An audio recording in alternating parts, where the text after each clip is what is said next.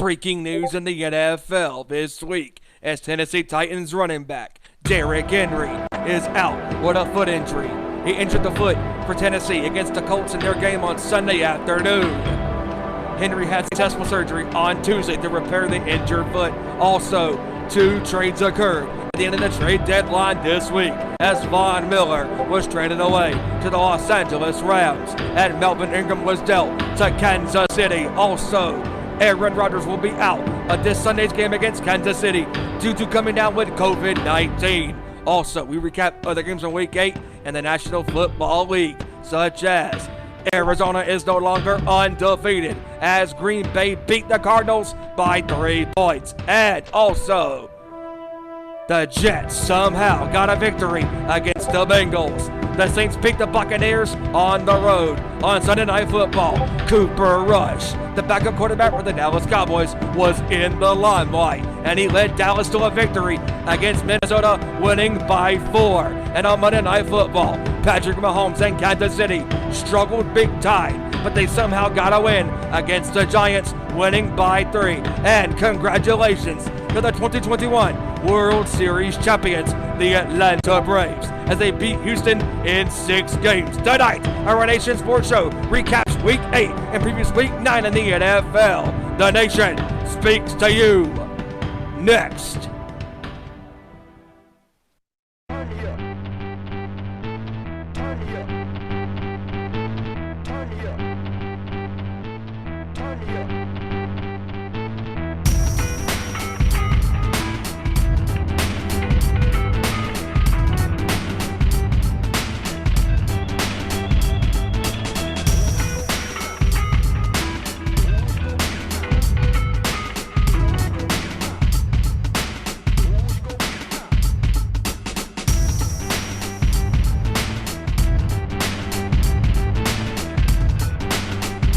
From the gridiron to the court, talking all that is sports. Members of the Bunch Up Nation bring to you our Nation Sports Show. Here are your hosts, Ezra Vickery, Joey Thornton, Kevin Rorie, and Stephen Wyand.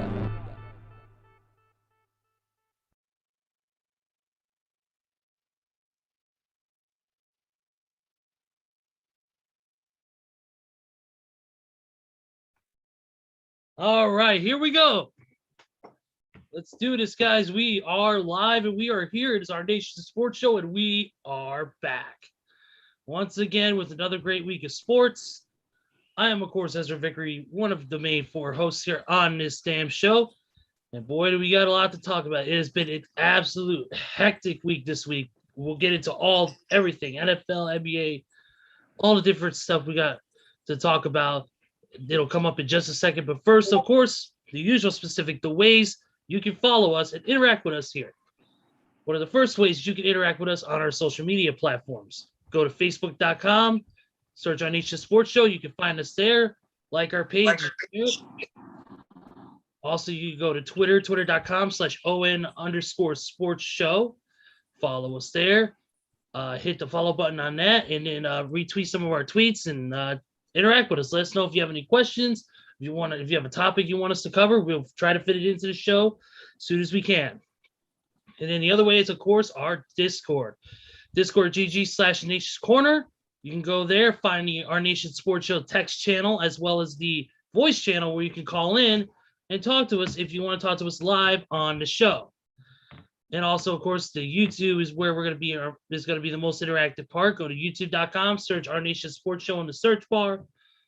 Find us, hit that subscribe button. We need to get to 100 subscribers so we can get that custom URL.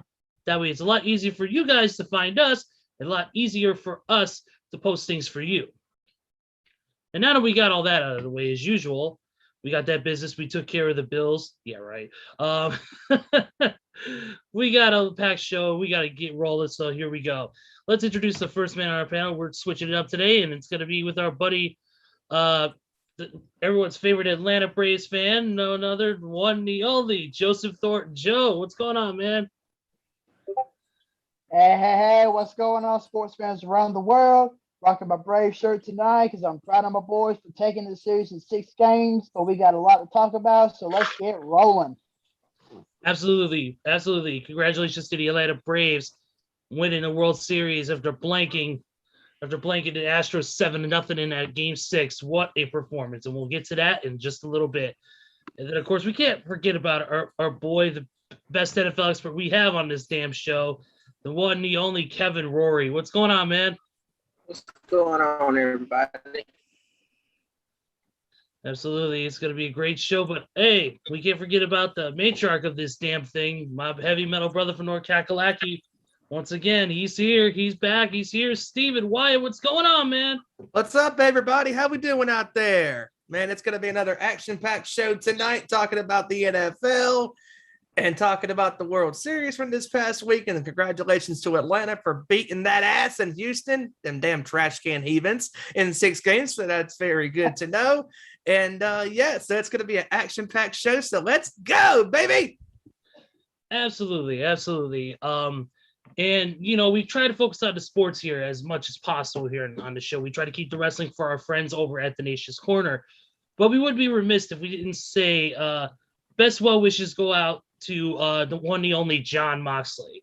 Moxley right now is currently in an inpatient alcohol rehabilitation program, recovering from some issues that he apparently has with alcohol. We know from many times that Moxley loves to have a few and tip a couple back. We've known that from past experiences watching it on AEW, and he talks about it on the podcast he appears on. But we're glad that John made the decision to go ahead, make the right decision, go to a treatment center, and get himself clean. It's going to be a bit before we see Mox back, but of course we all support Mox's decision, and we hope that he can get back as soon as possible, as clean and as healthy as possible. So all the best to Mox in his recovery. But we're going to go ahead and get going. We're actually going to flip the script and start off with the World Series. It's the biggest topic. I mean, yes, the football is the biggest topic of the week with so many things from injuries to freaking COVID vaccination issues. We'll get to that, but we want to get to the World Series. The Atlanta Braves, like I said, won the World Series in 6 games, blanking the Houston Astros 7-0 in one of the best performances I've seen in a long time in a World Series final game. So definitely what a performance. And Joe, I want to go to you first, being the Atlanta Braves fan here on the show. Talk about the team's performance, talk about the individual players' performances, and what you thought of this series as a whole. So after now that the smoke has cleared and the dust has settled. Well, I'm not going to lie to you guys. Whenever I saw that we were going to be playing the Houston Astros in the World Series, I was scared. I really was scared because I know the lengths that this Houston Astros team has gone throughout the whole season. Yeah, they didn't win 100 games like San Francisco or LA, but still, Houston, they know how to play some ball. They know how to put that ball where they need it to be, whether it's over the fence or down the line or in the corner, or whether the pitcher likes to put the ball in the strike zone. I was scared because I thought Houston was straight up going to kill us. But knowing that we split games 1 and 2 with Houston, going to Atlanta tied 1-1, I was like, okay, this could be our chance. And then we take the first 2 games in Atlanta to go up 3-1. And I was like, okay, this could be our chance. And then I'm like, yeah. Then we lost game 5, but we were still up 3-2 going to Houston. I was like, you know what? We may be going to Houston, but we can win one of those games because we took game 1 from there. And sure enough, Max Fried, after struggling in game 2, after struggling in game 2, put on a phenomenal pitching performance in game 6. That, along with our offense, gave us that 7-0 World Series clinching victory. And I was like, yes, finally taking the World Series for the first time in 26 years. And I got to say, I think that fly ball from Jorge Soler is still wanting to run into space for it. What do you guys think? Because let me tell you, that fly ball that Jorge Soler hit, man, I think that thing is still going towards the Mexican border somewhere because he crushed that ball hard. But yeah. I mean, Soler hitting that blast, Dansby Swanson going deep, Freddie Freeman going deep. I mean, it all goes back to what I was saying last week.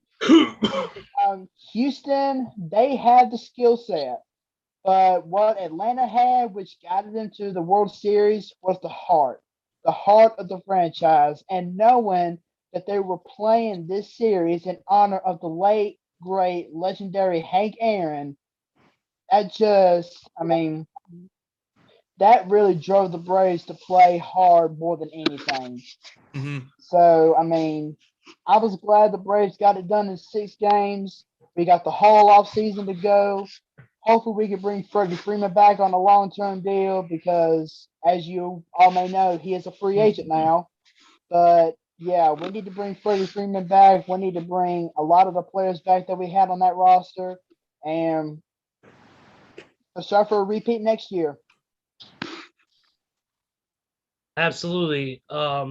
Every player played a great game on all facets. It was an awesome game. I was able to actually sit and watch it.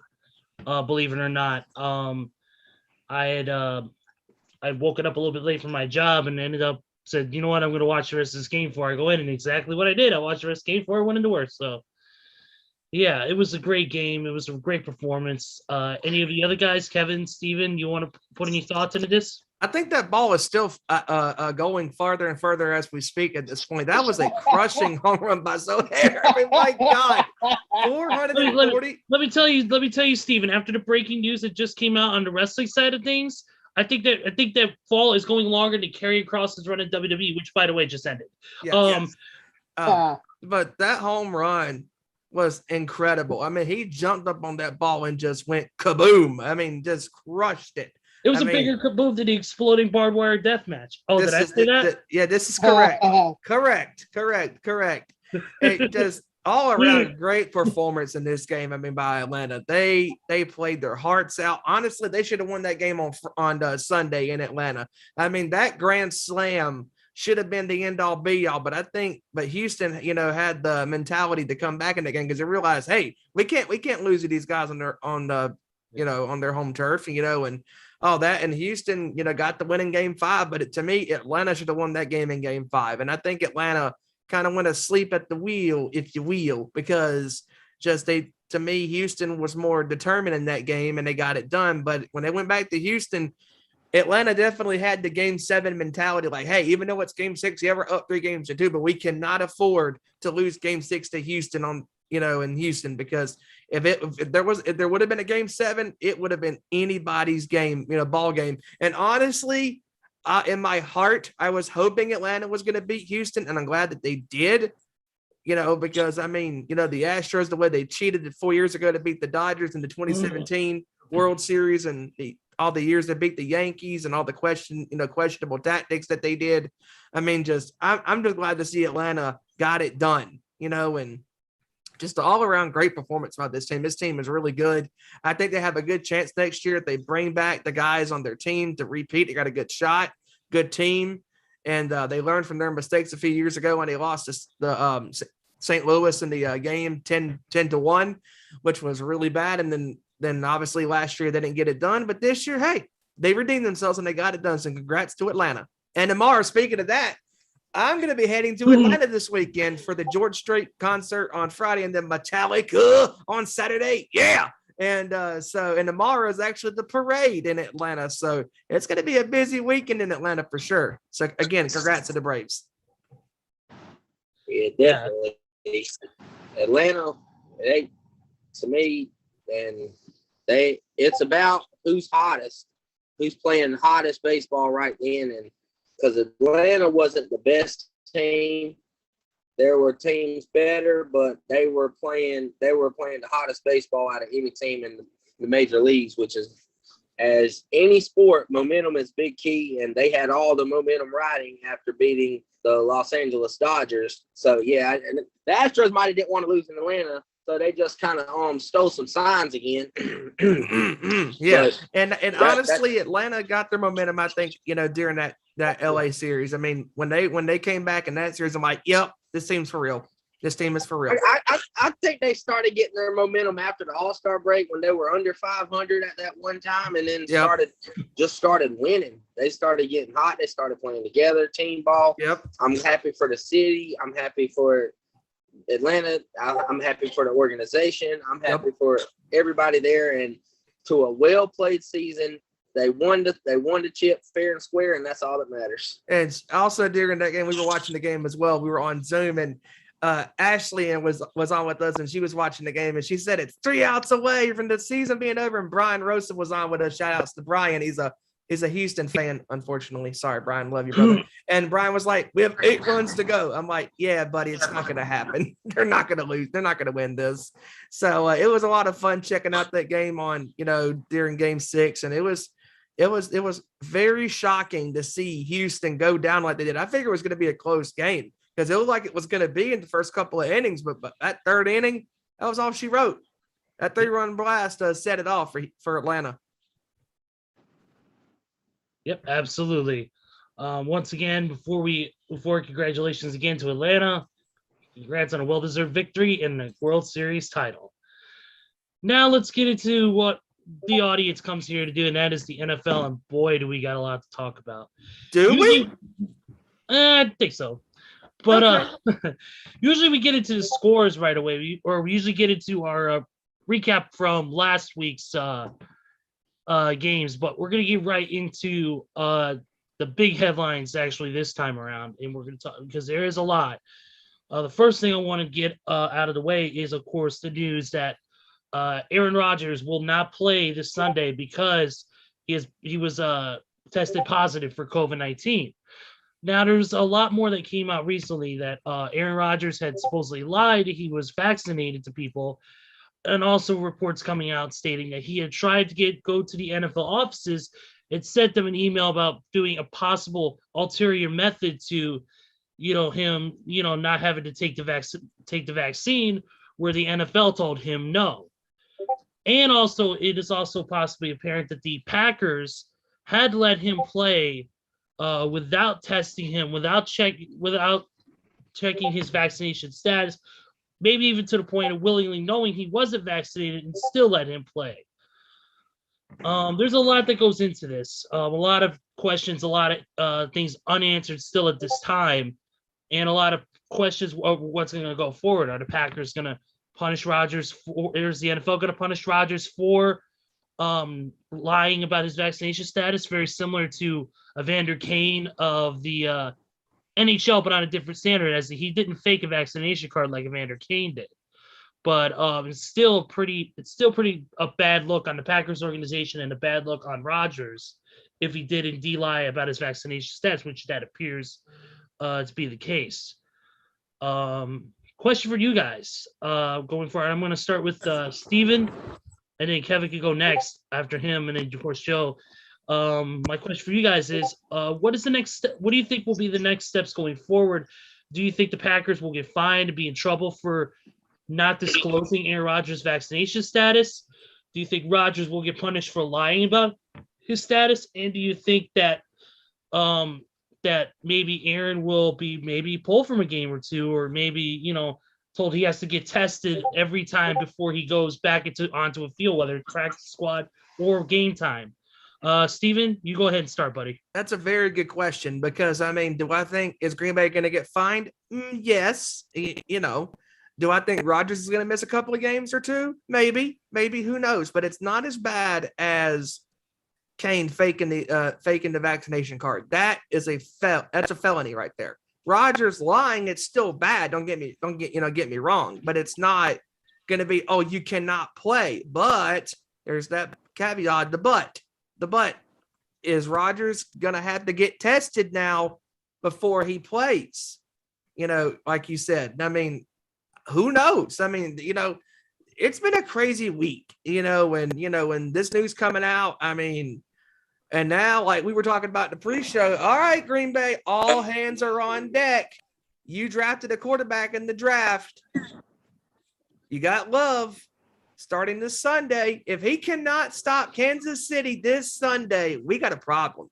we got a fucking problem. If you cannot stop that atrocious defense in Kansas City, and this whole situation with Rodgers, I mean, it's rather interesting because Rodgers, being out with COVID this week, I mean, who knows? Who knows how long he's had his symptoms and how long he's been, having the virus? Because I mean, he played in the game against Arizona with Green Bay last week and they beat him, obviously, and he played pretty well. And so who knows? I mean, I think he might miss at least 2 games. I think he might get a pretty good fine, not a heavy fine, but Green Bay might get more of the fine than Rodgers will. I think Green Bay as an organization is going to get hit harder than Rodgers will. Rodgers, I might get like a, 10,000 fine, 5,000 fine, whatever. But Green Bay, they're going to get hit pretty hard, I think.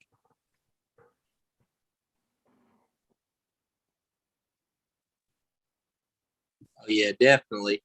I think, to me, Green Bay is going to get fined. They're definitely going to get fined. That's the inevitable. I think if I was Green Bay, whether it's an organizational thing or whether it's a league-wide thing for Roger Goodell, I would suspend Aaron Rodgers 2 games. I would suspend him without pay. Agree. Because when you're lying about your vaccination status, people, the league, like player-wise, teammate-wise, they can get around you thinking, hey, he's probably vaccinated. We're safe to be around him. When in all reality, he's possibly very dangerous spreading that virus by not being vaccinated and lying and saying I'm vaccinated or secretly not announcing his vaccination status. So, which is literally got to be some kind of detrimental to a team conduct or league-wide, how it is with the substance abuse policy might be some kind of policy similar to that. Right. Lying, like it's got to violate an NFL policy. Definitely. I think so. It does too. I think he should be suspended without pay 2 games. I think he should be fined, or the team should be fined because. Or why wasn't he? Well, who knows how long he's had him symptoms, first of all, like you were saying. But just last week, Devontae Adams and Lazard were out because they were exposed to COVID. So could Aaron have got exposed then and was sick then and the whole week? Who else is sick? Because he's lying about his vaccination status, which is a big thing in the NFL and in sports wide these days. So, and it don't look good for that organization.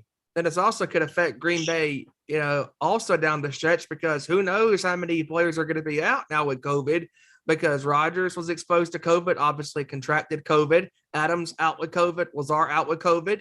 Who knows if Tony's going to be out with COVID or any of the offensive linemen or, even Jones or, any of those guys, Williams, anybody. I mean, I think the entire team was exposed to COVID, but I just don't understand why lie about your vaccination status. That's just flat out stupid. Just tell the truth. Tell the truth about your vaccination status, because if you tell a lie, the lie is going to keep growing bigger and bigger and bigger and bigger, and it's going to become noticeable that, hey, he's full of shit, for lying and all that stuff. Yeah. Because Rodgers gets exposed to COVID, obviously catches COVID, because when Adams and Lazard came down with COVID, it's like, there's a possibility that the entire team has been exposed to COVID, and obviously that is correct. So yep. I think this is going to be bad for Green Bay, and I think they're going to pay for it, and they're not just going to pay for it, not just in the pocket, money wise, but I think they're also going to pay for it as a team, because this right here could affect their record somewhat down the stretch. Yeah, they're playing great right now. They're 7-1. They beat or 8-1, excuse me, and currently the number 1 seed in the conference. Currently, but you put that in jeopardy because about a lying vaccination status, which is putting your team in jeopardy. You can go from a 1 seed to, after all the dust settles, to being a 3 or 4 seed. Yeah, and then you're going to have to go on the road in the next round, and instead of that number 1 seed bye luxury that you get, and it's just not good for the Packers organization in general. Because let's be honest, Green Bay is going to win the division in the NFC North, bar none. Nobody's coming close to them. They're going to make the playoffs regardless. But their playoff seeding is going to be affected. I think they're going to drop to at least a 3rd or a 4th seed if they get, all these fines and people missing games. Yeah, it's going to come back to bite them in the butt for sure. Joey? You see, and I mean, you guys have pretty much nailed it on the head. I mean, Green Bay is heading down a dangerous road. I mean, literally in the past 2 weeks, the Packers have had more COVID positive cases than any other team put together.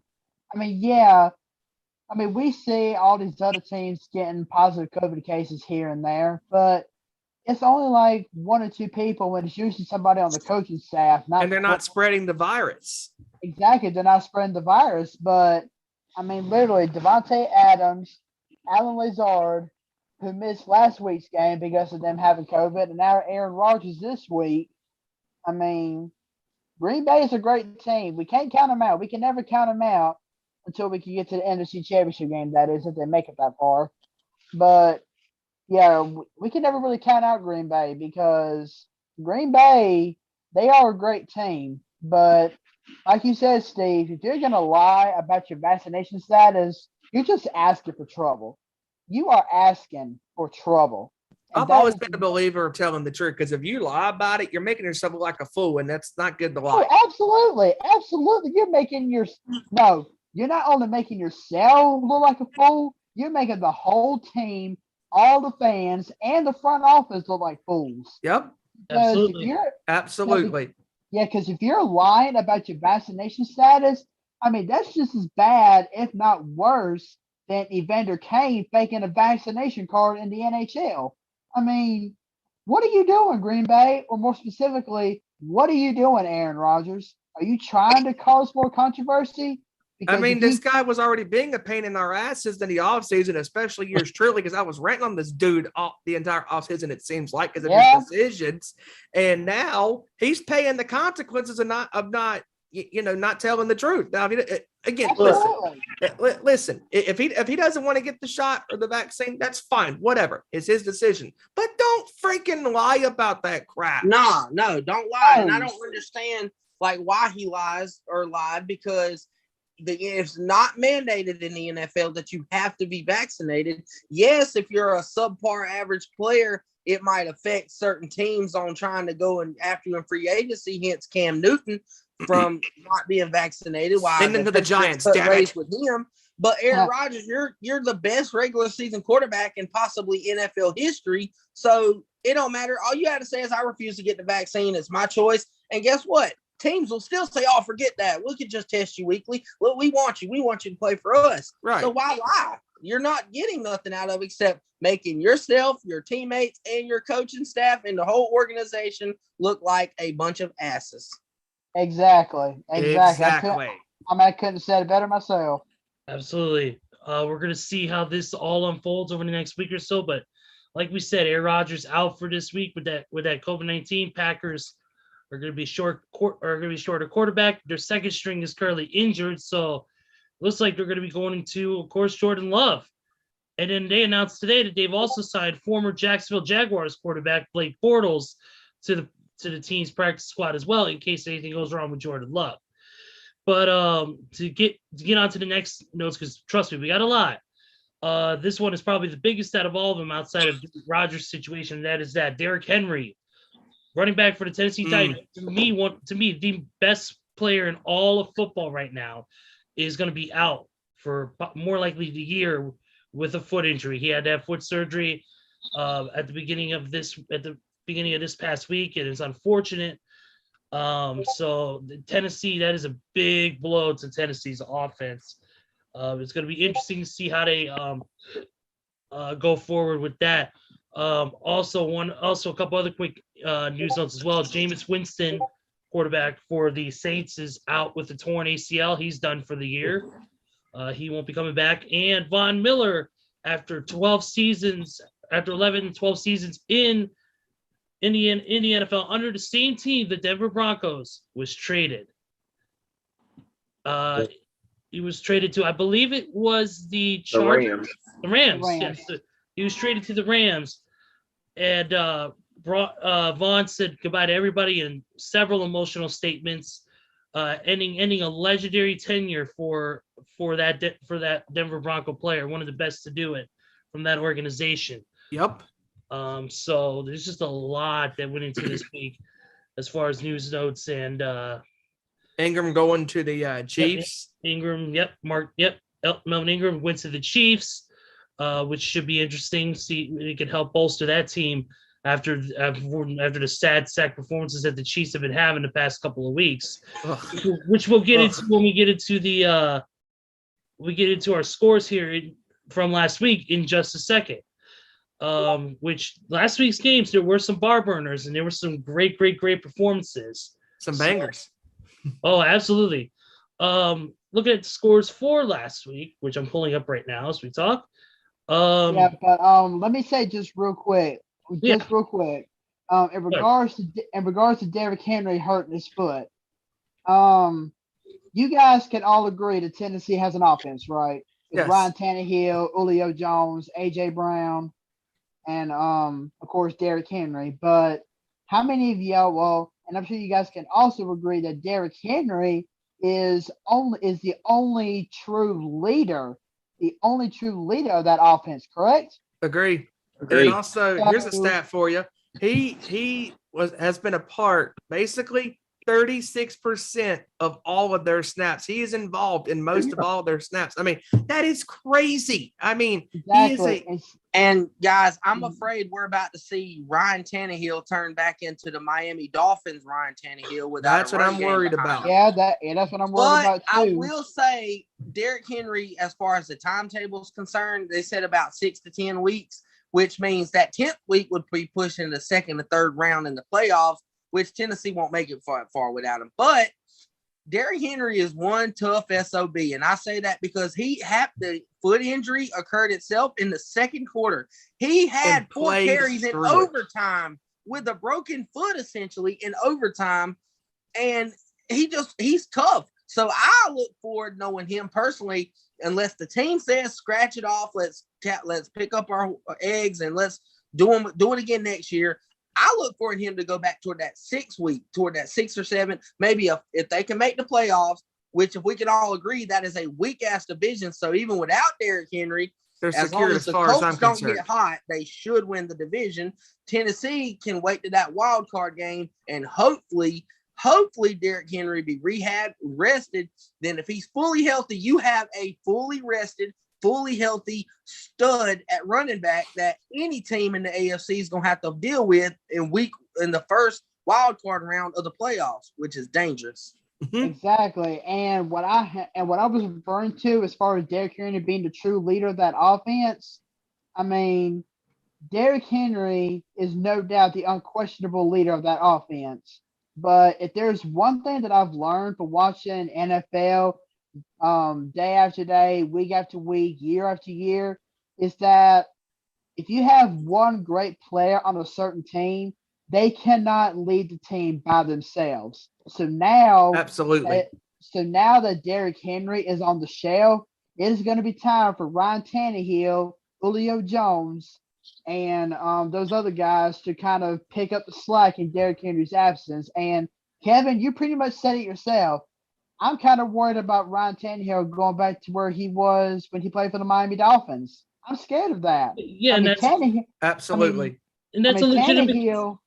And that's a legitimate concern. You're right, Joe. That is a legitimate concern. Ryan Tannehill, he's got to. This is the week where he's got to show, hey, look, I could do this. Hey, I'm not going to turn back into that old Ryan Tannehill. This is the time for him to showcase who he truly is, not only as a quarterback. We know he's a good quarterback when he wants to be. When he wants to be, he's got the right players and the right game plan, the right coaching. He's great. He's good.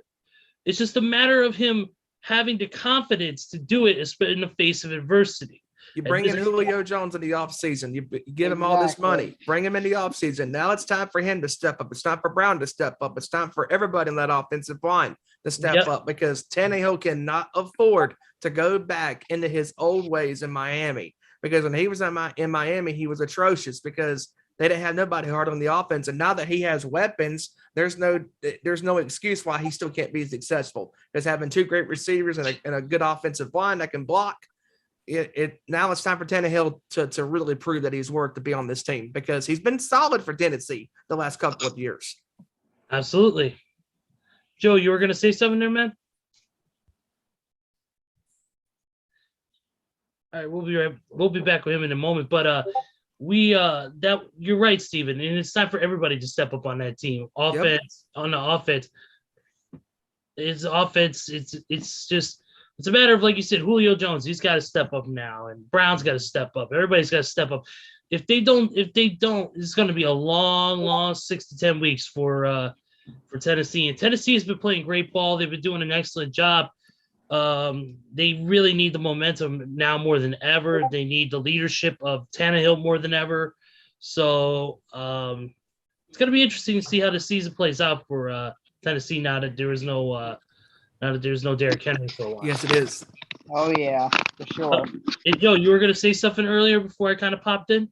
Yeah, I was gonna say that. I mean, Ryan Tannehill, whenever he was first coming into the pros, he wasn't your best average. I mean, he wasn't even an average quarterback.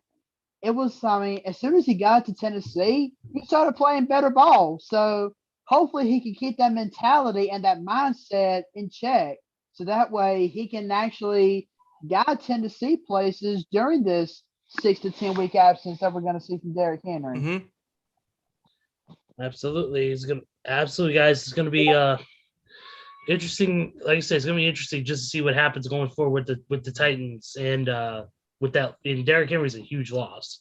Huge loss. Yeah, absolutely. But we got to get into these games from last week, so let's get on to it. And the first game I want to get on to was the Thursday night game between the Packers and the Cards. And that was an absolute showcase. Aaron Rodgers and company once again proved that they are an elite team, 24-21 win. Green Bay's first road win against Arizona in 12 years. So let's see. Let's take a look at some stats as we usually do here on this show. Aaron Rodgers, 22-37, 184 yards, 2 TDs. Not that much going in there, but he had some great rushing with A.J. Dillon, 16 carries, 78 yards. Aaron Jones, 15 receptions for 59 yards. Good performances on all of the sides of the ball there for Aaron. But even in defeat, Kyler Murray looked really strong. 22-33, 274 yards. Yes, he had 2 picks, but he had a great throwing day. Unfortunately, the receiving core did not get the receptions that they were supposed to get. Seemed like it was almost anemic at times, because if you look at some of the stats, the only player that had more than 10 yards a carry was DeAndre Hopkins. He had two receptions for 66 yards, 33 yards a carry. But the only one that comes close, the only two that come close to that, actually, Christian Kirk and AJ Green. I messed up that one. There's players that have more than 10 yards carry, but the receptions go down. They're like 5, 4, 3, 3, 2, 2. Yep. Not a lot of targets. Not a lot of targets. But yeah, that was a good game on Thursday as the show came to a close. Any thoughts on that game, guys? Absolutely. Man, I tell you. Absolutely. And I want to point out real quick that I would like to introduce a new segment here on our show. We talked about it during the pre-show, and it's called "What the Hell, Bro?" in reference to Monday Night Football's "Come On, Man." And here we go. We saw our first scenario in that Thursday night game, because how in the world do you let the game-winning touchdown pass from the red zone hit you in the back and get intercepted in the end zone? What the hell, AJ Green? And he wasn't even looking for the ball. I mean, it was wasn't. No, he wasn't. He was not even looking for the ball. He was too busy blocking Russell Douglas to where he couldn't get the interception. But come on, man. Well, what the hell, bro? Look for the ball. Guys, that Arizona, to be honest, to me, watching that game, yeah, hurrah. Aaron Rodgers, you did your thing. You proved you won a Thursday night game with mediocre receivers. Congratulations. The biggest thing from that game is Arizona is crumbling down for maybe a couple weeks because they took their biggest hit on the head, and that's because DeAndre Hopkins probably won't play this week. He was hurt the whole game, and he checked himself in because he's a hell of a competitor. He wants to play. Coaches was going to keep him out. He took his helmet back and said, "Get me in the game. I'm tired of watching this shit. Get me the ball." He checked himself in. He's not 100, like he's not even 50% right now. Then the biggest one, MVP favorite, Kyler Murray, is out 1 to 4 weeks with a sprained ankle, which is a big loss to Arizona. Big loss. And the next coming games, I know it's speaking in the future, but they got San Francisco getting back fully healthy. They got the Rams fully healthy with the Von Miller tandem. Arizona could slip up and lose this division really quick. Really quick. Very scary. And Arizona's defense, the Packers proved that you can run on this defense. This defense is soft. You can run on this. Suspect at best. Don't let them pass rush you get to you, but you can run straight up the middle on Arizona. And Kevin, I'm pretty sure you and Ezra and Joey, you guys would agree with this, that Arizona has beaten the teams that's in front of them like they should have. But now it's time to put all the cards on the table there, boys, because now that the most important games are coming up against San Francisco, against the Rams and everybody else, that is tough opponents. Now we really see how true this team is, how tough their mettle is. Because if Arizona cannot get really good wins against San Francisco and the Rams, especially the Rams. The Rams are one of the best teams in the NFC conference and the NFC West, bar none. Matthew Stafford's having a hell of a season. Cooper Kupp and Robert Woods and all these guys are doing their thing in LA. And now that you got Von Miller coming to that team, boys, this right here, this loss from Arizona to Green Bay, I think this is really, truly showing Arizona that they're not who we think they are. They're not who we think they are. And they proved it in this game because Murray had some ugly interceptions in this game, including the final pick. AJ Green, what the hell, bro? You're not looking for the ball. Come on. I mean, that interception was terrible. They were driving down the field, doing a good job, getting the ball where they needed to be down the field and stuff. But you're on the final drive, and you throw the ball to Green. He's not even looking for the ball. That was terrible. Terrible. Exactly. And not to mention the fact that Arizona beat the ever-living snot out of the Rams the first time they faced on the field. So you better believe when it's time for that rematch, the Rams are going to be going for blood because they're going to be smelling it. That's for sure. And the one thing we can say, Joe, and this is the honest truth, guys, is when it comes to winning games, and Kevin, you notice you coach games and stuff like that with younger kids and stuff, and it's still the same principle, and that is you don't just win the games that you're supposed to win. You win the games that you're either not supposed to win or it's going to be a dogfight.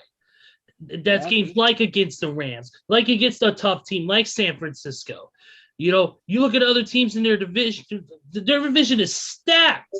The whole NFL is stacked. Some of the best teams I've seen in years. And you can't just win the games that you're supposed to win against the weaker teams. You got to win every game to the best of your ability. I mean, if you drop one game maybe against the Rams, or if you drop a game against, okay, cool. Bounce back again later in the season if you're facing them again and show them why you're not going to go down without a fight. But then again, if you start dropping games against teams it can go either way. You can win against the teams you're supposed to beat, but then freaking lose all the games against the teams that are just as good, if not better. But then again, it can go the opposite direction. You lose to those weaker teams and beat the big teams, but what's going to happen in the playoffs? What's going to happen when it gets further down the line? When you look at a team like in Arizona, if they're losing to teams like the Rams, they're losing to other teams in their division who are just as good, then what's going to happen in the playoffs? If they don't improve, if they aren't going to change their game plan around, if they aren't going to, maybe put a player in a different position or find a different method of getting the ball down the field, it's going to be the same result. So That's my feeling is if Arizona doesn't learn from their mistakes here, and this is one of them, this is one of the critical ones, especially with that whole AJ Green throw, which was ridiculous. They need to learn from these mistakes. If they don't, it's going to be a long, long, long season for Arizona. I agree. And I agree the way you said, you got to find ways to win games when you're not supposed to, when they're counting you out. I mean, you got to win the high-scoring games. You got to be able to beat your offense. When your defense is letting you down, your offense needs to go out and win 48-45, something like that. Or when times like this where Kyler Murray's going to be out, your defense needs to step up and hold your opponents under 15, 16 points. Give your offense that opportunity. 2 years ago, Kansas City Chiefs Super Bowl team, when they were the Chiefs we knew, they had Chad freaking Henne starting quarterback against a very good Oakland Raider divisional opponent. And guess what? Kansas City won that game. Chad Henne ran the ball. They took the ball down the field. Their defense stepped up. They made the plays they need to be. They won when they needed to win. And that's what makes a championship team. And also, you just said it right there, hit it right there on the nose, my friend. If you are going to have your quarterback go down with an injury, you need to have a backup plan. You need to have a good quarterback who is a veteran, who knows how to play the game, who's a very good reserve to back up the quarterback that goes down with the injury like Murray did. And now that he's out for possibly 1 to 4 weeks with his ankle injury, maybe Arizona should have got a very good or a pretty good reserve quarterback for Arizona. Just saying. Yeah. Well, if only you could say that same philosophy to the Jets and the Panthers, because their backups ain't worth shit. You know what? That's a funny way to transition because we're not going to get into it, but the Jets won a game this past week again. Yes, they did. Woo! Yes. The Jets beat the Bengals 34-31. Who would have thought that score would have been high? Who would have thought the Jets would even score 34 points, for crying out loud? Yes. Let's take a look at this. Let's take a look at these stats, man. This is interesting. Let's go. We have right here for the Jets, Mike White threw 37 of 45 for 405 yards, 3 touchdowns, but still threw 2 picks. Hence why the game was so close. Michael Carter had 15 carries, 77 yards, and a touchdown. He also had 9 receptions for 95 yards. And Jameson Crowder had 8 receptions, 84 yards. Ty Johnson, 5 for 71. And Elijah Moore, 6 receptions, 67 yards. So a lot of great even passing. Michael Carter was targeted 14 times in that game, though. That's a lot of targets. Crazy For one singular player. The Bengals, Joe Burrow, 21 of 34, 259 yards, 3 TDs, and a pick. Is even to the point where he brought in Tyler Boyd for a snap, 1 reception, 46 yards.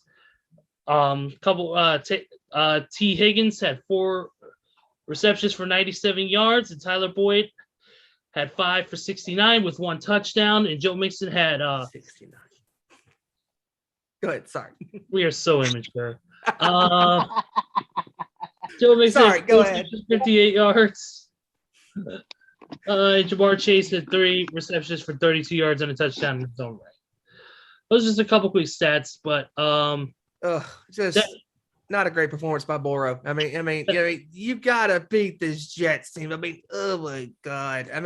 They should have got the job done. They were up by 11 points in the fourth quarter and you give the game away? Come on.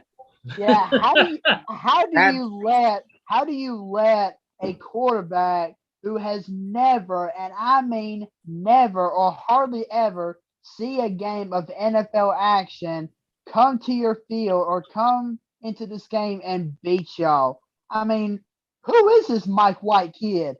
Who is he? Because I ain't never heard of this clown. Well, first of all, it's not Joe Burrow.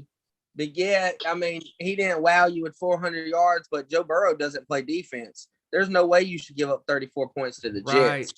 Joe Burrow did his job. They put up 31. That's in a normal NFL game setting. That should win 9 times out of 10, unless you're playing a high octane offense. So to say that the Bengals laid an egg on defense is an understatement. After, I guess they might have got a little big headed after shutting Lamar Jackson down, so their defense got all satisfied. And I know it's the Jets, but they are still a professional football team. They are in the NFL for a reason. All them guys are semi-good at what they do, and they played with a lot of heart. So I got to give props to the Jets for that game. I talk shit about them, but I can honestly say that the Jets have more wins against playoff caliber teams than the Dallas Cowboys have this year. This I is can say true. that. That's Yeah. that's insane to That think is Jets about. true. beat the Titans and the Bengals, which are, as of right now, both in as playoff division winners. Yep. So And that's insane. That's insane to think about. That we jokingly trash the Jets. Come on, in reality, the Jets organization, yes, they've had their struggles over the past many years, but they're trying to rebuild. They're trying to get a good team going. It's just hard when certain players go certain directions and things just don't work out. They don't have a good system, but the Jets are trying their hardest to rebuild, and they're doing. And this game was a prime example of, hey, you doubt us? You think we're gonna lay down for you? That's not the case. You leave it opening. We're gonna come in here. We're gonna punch you straight in the mouth. And they did. That's exactly what they did. Came back from 11 points in the fourth quarter to win that game, and that proves their mettle. That proves that they're tough. That proves that, hey, we're an NFL team. We're here to stay. We're not going to be the laughing stock that you think we are. And then I got to give it, again, we do joke about the Jets. Oh, they suck, blah, blah, blah, blah, blah. But they're a professional team. They know what they're supposed to do. They're professional athletes. They're better than us, for Christ's sakes. And a wise man, Chris Berman, once said, the Bengals should beat the Jets, but that's why we play the game, 4 quarters of football. Yep. You never know. Minutes. 60 and I know minutes. The head coach, Robert Saleh, he was San Francisco's D coordinator the last 3 years, had the number 1 ranked defense all of those 3 years on both sides, on the defensive side of the ball. He is a motivational coach. When you make a stop, the Jets stop the Bengals at the goal line, you could see that the Jets, knowing they suck naturally, I trashed them, but you could see the fire in those men's eyes. Like, they were happy. They were excited. Robert Saleh got them boys fired up. They got them on the sideline jumping, hyped up. If I was a horrible team, if I was on a horrible team, if I didn't have a coach like that, we made the stop, whatever. Yay. Ha. Yeah, but when you have a coach that's a good motivational guy, giving them guys energies, and they play with that energy. I mean, a blind squirrel's gonna find a nut every once in a while. So you play with that kind of energy. They found that nut when they beat the Cincinnati Bengals. They did. Yeah. Yep. They sure did. Yep. Absolutely. Let's move on to another quick, of course, down the lineup. If we go down the line, we got Titans and the Colts, which that game was a good game, 34-31, ended in OT, game-winning 44-yard field goal kicked by Bullock, who ended up winning that game. And that was my what the hell, bro moment there. Carson, you're tied. You got a chance to lead the game-winning drive in regulation. There you go. You drop back. You're looking. Okay, you get in your own end zone scrambling. Instead of throwing the ball away on first down to live another down, you take it in your left hand, heave it up in the air, and a Tennessee defender intercepts it, walks into the end zone. Now you're quickly down. Now you got to dig your ass out of a hole. Good job, Indianapolis. Yep.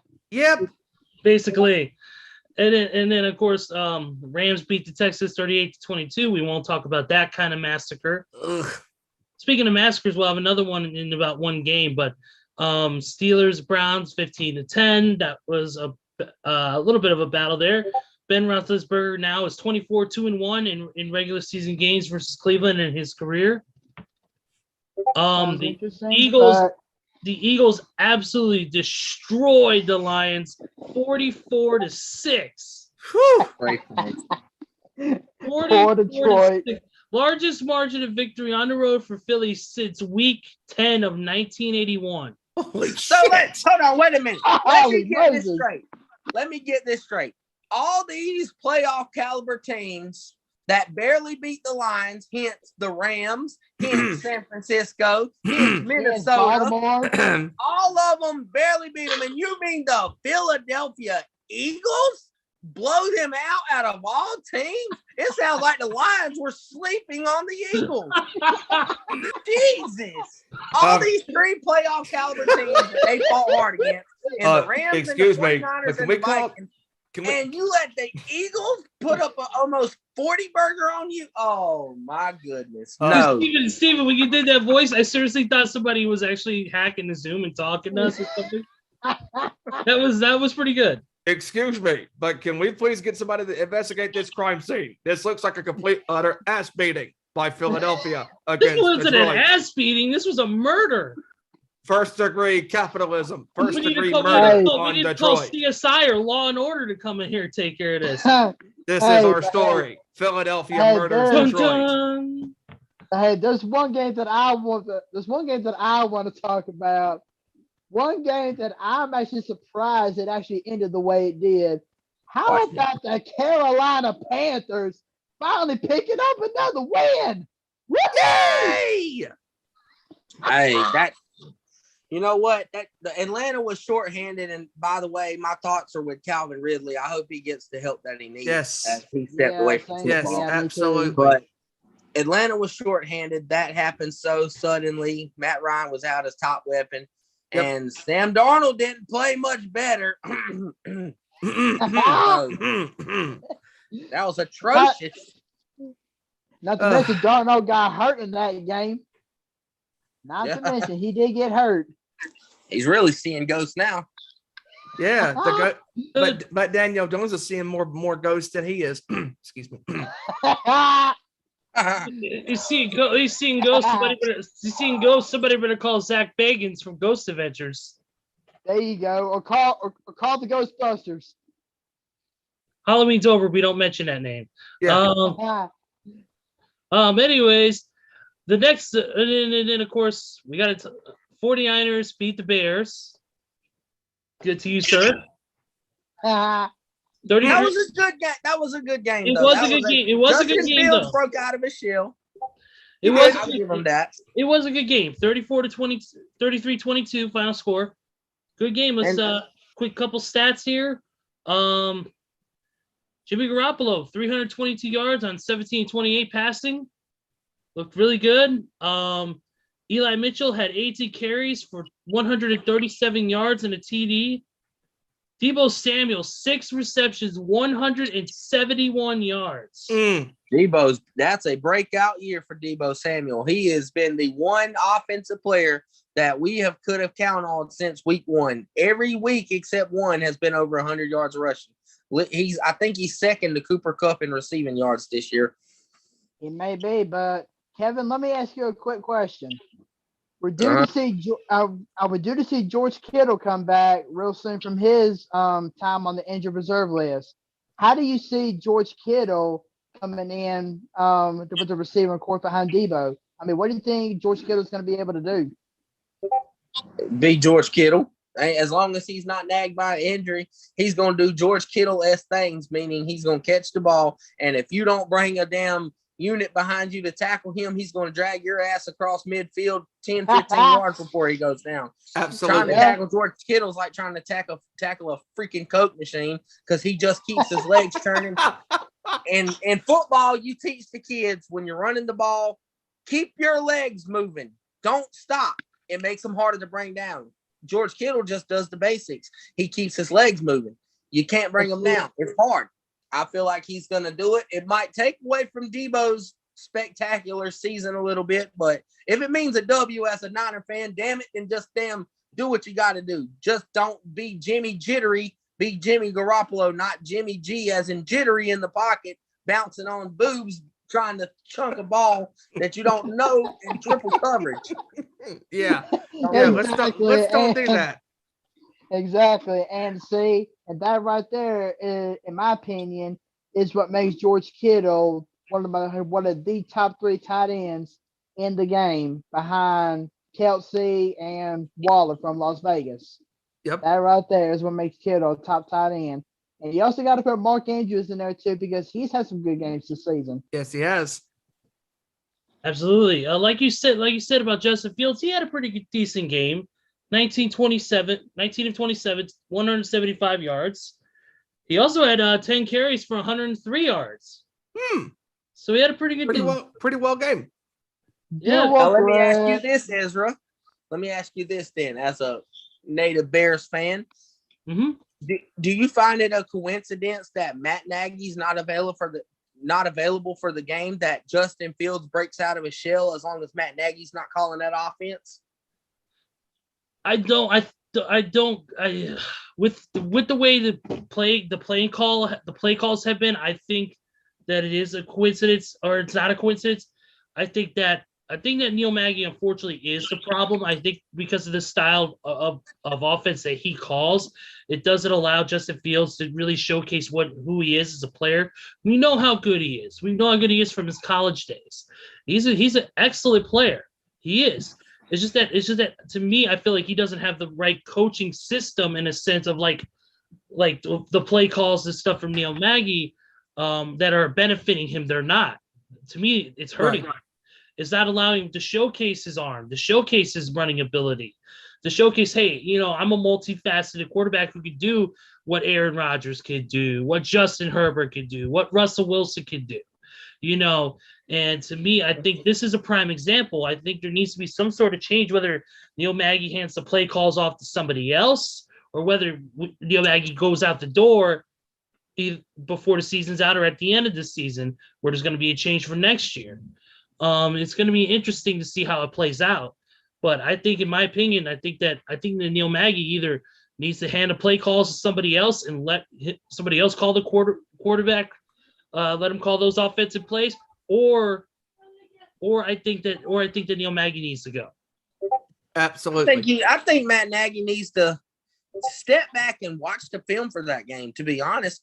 Yeah. I watched a different Bears offense than I have been because the Bears have been an under center primarily type offense. I seen a lot of air raid spread formations in this game, and I was wondering, I said, I've never seen that from Chicago. And now it's starting to hint to me that Justin Fields is an air raid quarterback like a Kyler Murray. Like Kyler Murray ain't going to go under center like a Russell Wilson and dominate. Same thing with Justin Fields.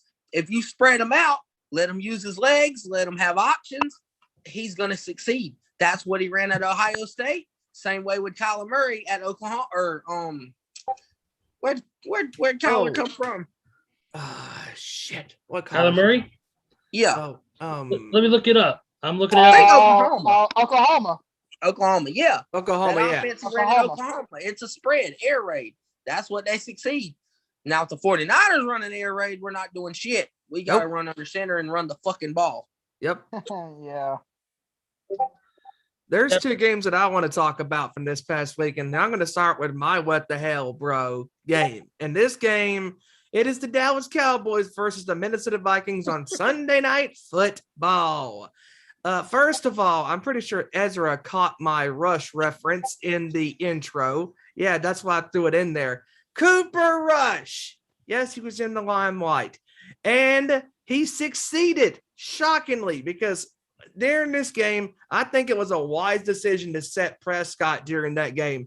Because, worst case scenario, Dallas was 5-1 at the time. They had a nice cushion in the NFC least division.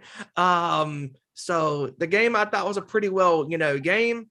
And let's get to the final drive of this game. And this is my what the hell, bro moment, for this week. So Dallas is driving down the field.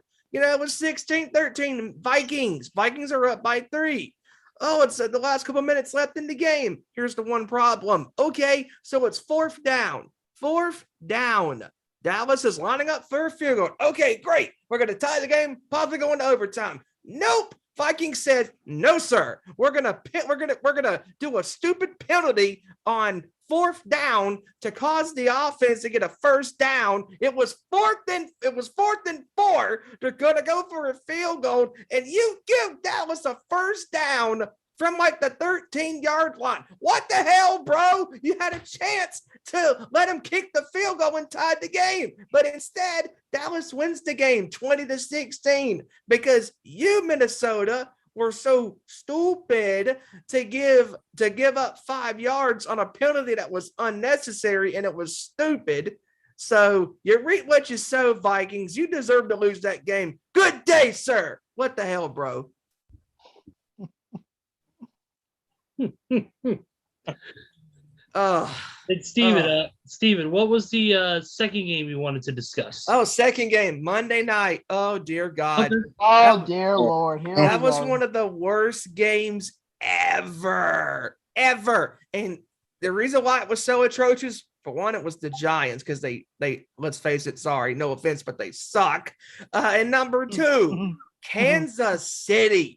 If you struggle against the Giants and you have no success throwing the ball, rushing the ball, or even better, playing defense against the pathetic Giants, then you, my friend, deserve to lose that game. And they should have lost the damn game, but they didn't. You know why? Because they're playing against the Giants. They're not playing against the Buccaneers. They're not playing against the Rams. Hell, they're not playing against the Raiders. They're not playing against the Chargers again until a couple of weeks. But the fact that Kansas City could not stop the Giants in a lot of ways in this game, the fact that Patrick Mahomes is continuing to regress even further. And I was listening to the game on Westwood One Radio with Kevin Harlan and Kurt Warner calling the game, and Kurt Warner hit it on the head during that game. Warner said to Harlan, he said, Kevin, as a court, because even Kevin was like, Kurt, I can tell that you're getting frustrated over there. And Kurt was. Warner was like, Kev, look at this. Mahomes, his mechanics are so bad in the pocket and outside the pocket.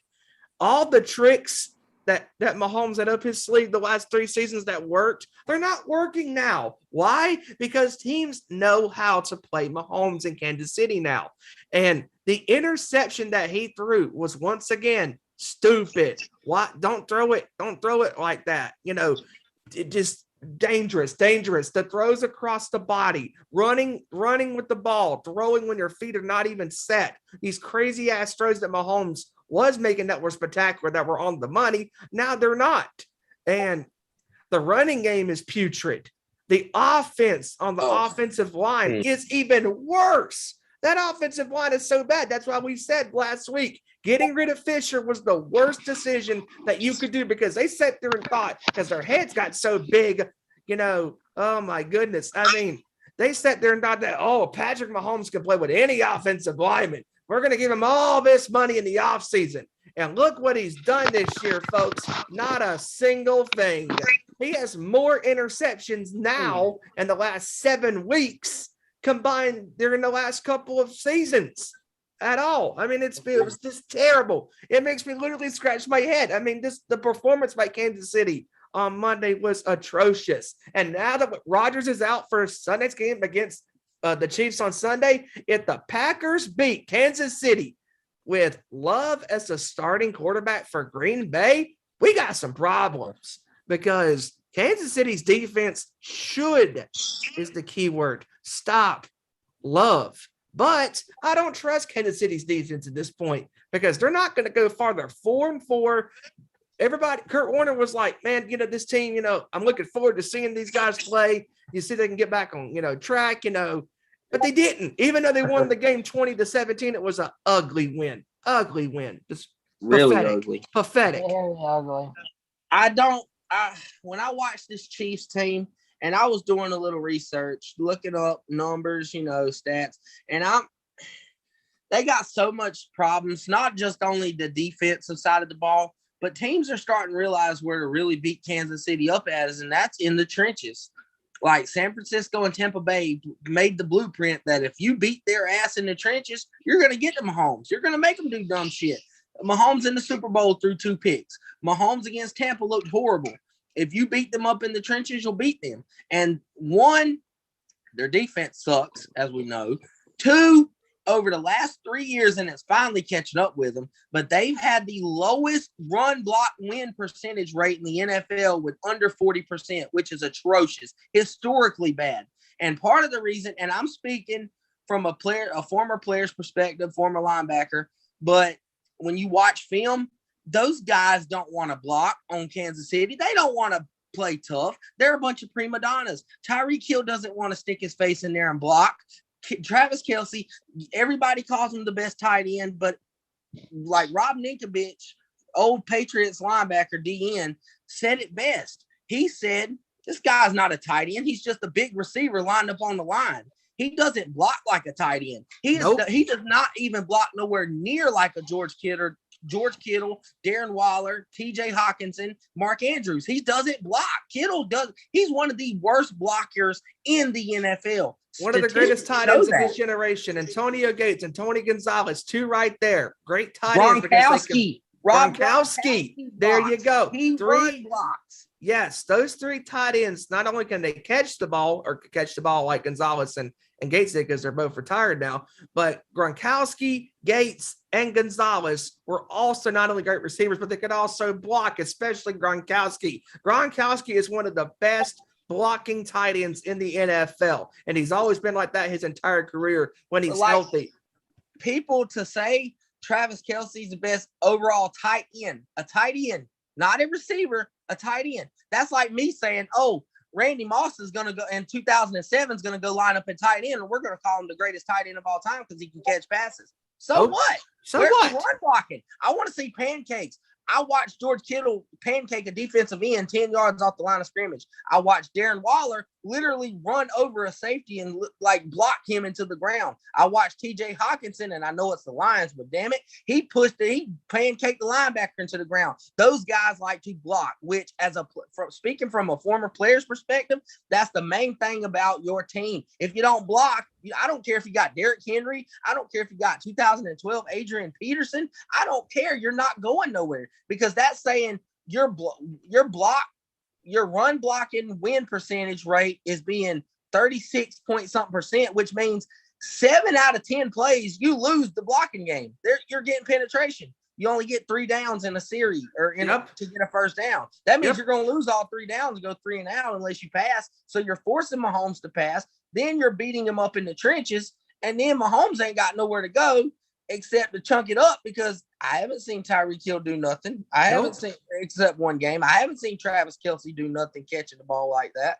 They're forcing people know how to play that offense now. Like, oh, y'all can't run the bar. D-line's just going to beat your ass all game and embarrass you. Their offensive line is so bad. These guys hadn't even played a full season together. I mean, these guys are so relatively new playing together. And I knew it wasn't going to be good for this offensive line because getting rid of Fisher, your best offensive lineman that knew the schemes of this team, they need to get offensive linemen in the draft or in the off season. You need to have linemen to protect the quarterback. We keep on saying this, and damn it to hell, we're going to keep preaching this shit as long as we're breathing because you have to have an offensive line to keep the quarterback off of his ass.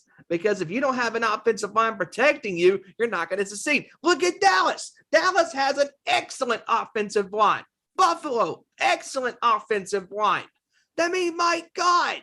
I mean, are we that stupid? I mean, come on. I mean, it's ridiculous how all of these coaches can be their own worst enemies. Andy Reid thinks that, we don't have to have a really good offensive line. We got Patrick Mahomes. No, you have to have everybody on the team. That's why it's called a football team. It's not a I team. It's a football team. I mean, come on. Exactly. And there's 2 games I want to talk about before we go to our predictions. But going back to this, I mean, Steven, you pretty much nailed it right on the coffin. A quarterback has to have an offensive line in order for him to put up the consistent stats that he can try to do week after week after week after week.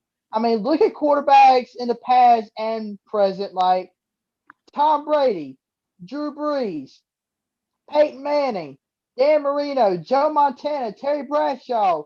They all had great offensive lines. That's why those quarterbacks were able to put up those consistent numbers. I mean, Mahomes is a great quarterback, no doubt, and Mahomes will always be a great quarterback. But until that Chiefs front office and that coaching staff realizes that they need to give Mahomes protection, Mahomes is going to end up being a bust. And I hate to say that about one of my favorite all-time players in the NFL right now, but Mahomes is going to end up being a bust if that coaching staff does not get him the offensive line that he needs to put up those stats. And Joey, you just said it right there, and I'll ask this question to you guys right now. If Patrick Mahomes did not get Kansas City that Super Bowl in 50 years, or even get into these championship games and Super Bowl games, especially winning the Super Bowl, because winning that Super Bowl, it makes him basically immortal because he has a ring. And having a ring is better than having no rings. Ask Dan Marino about that, or Jim Kelly, two great quarterbacks.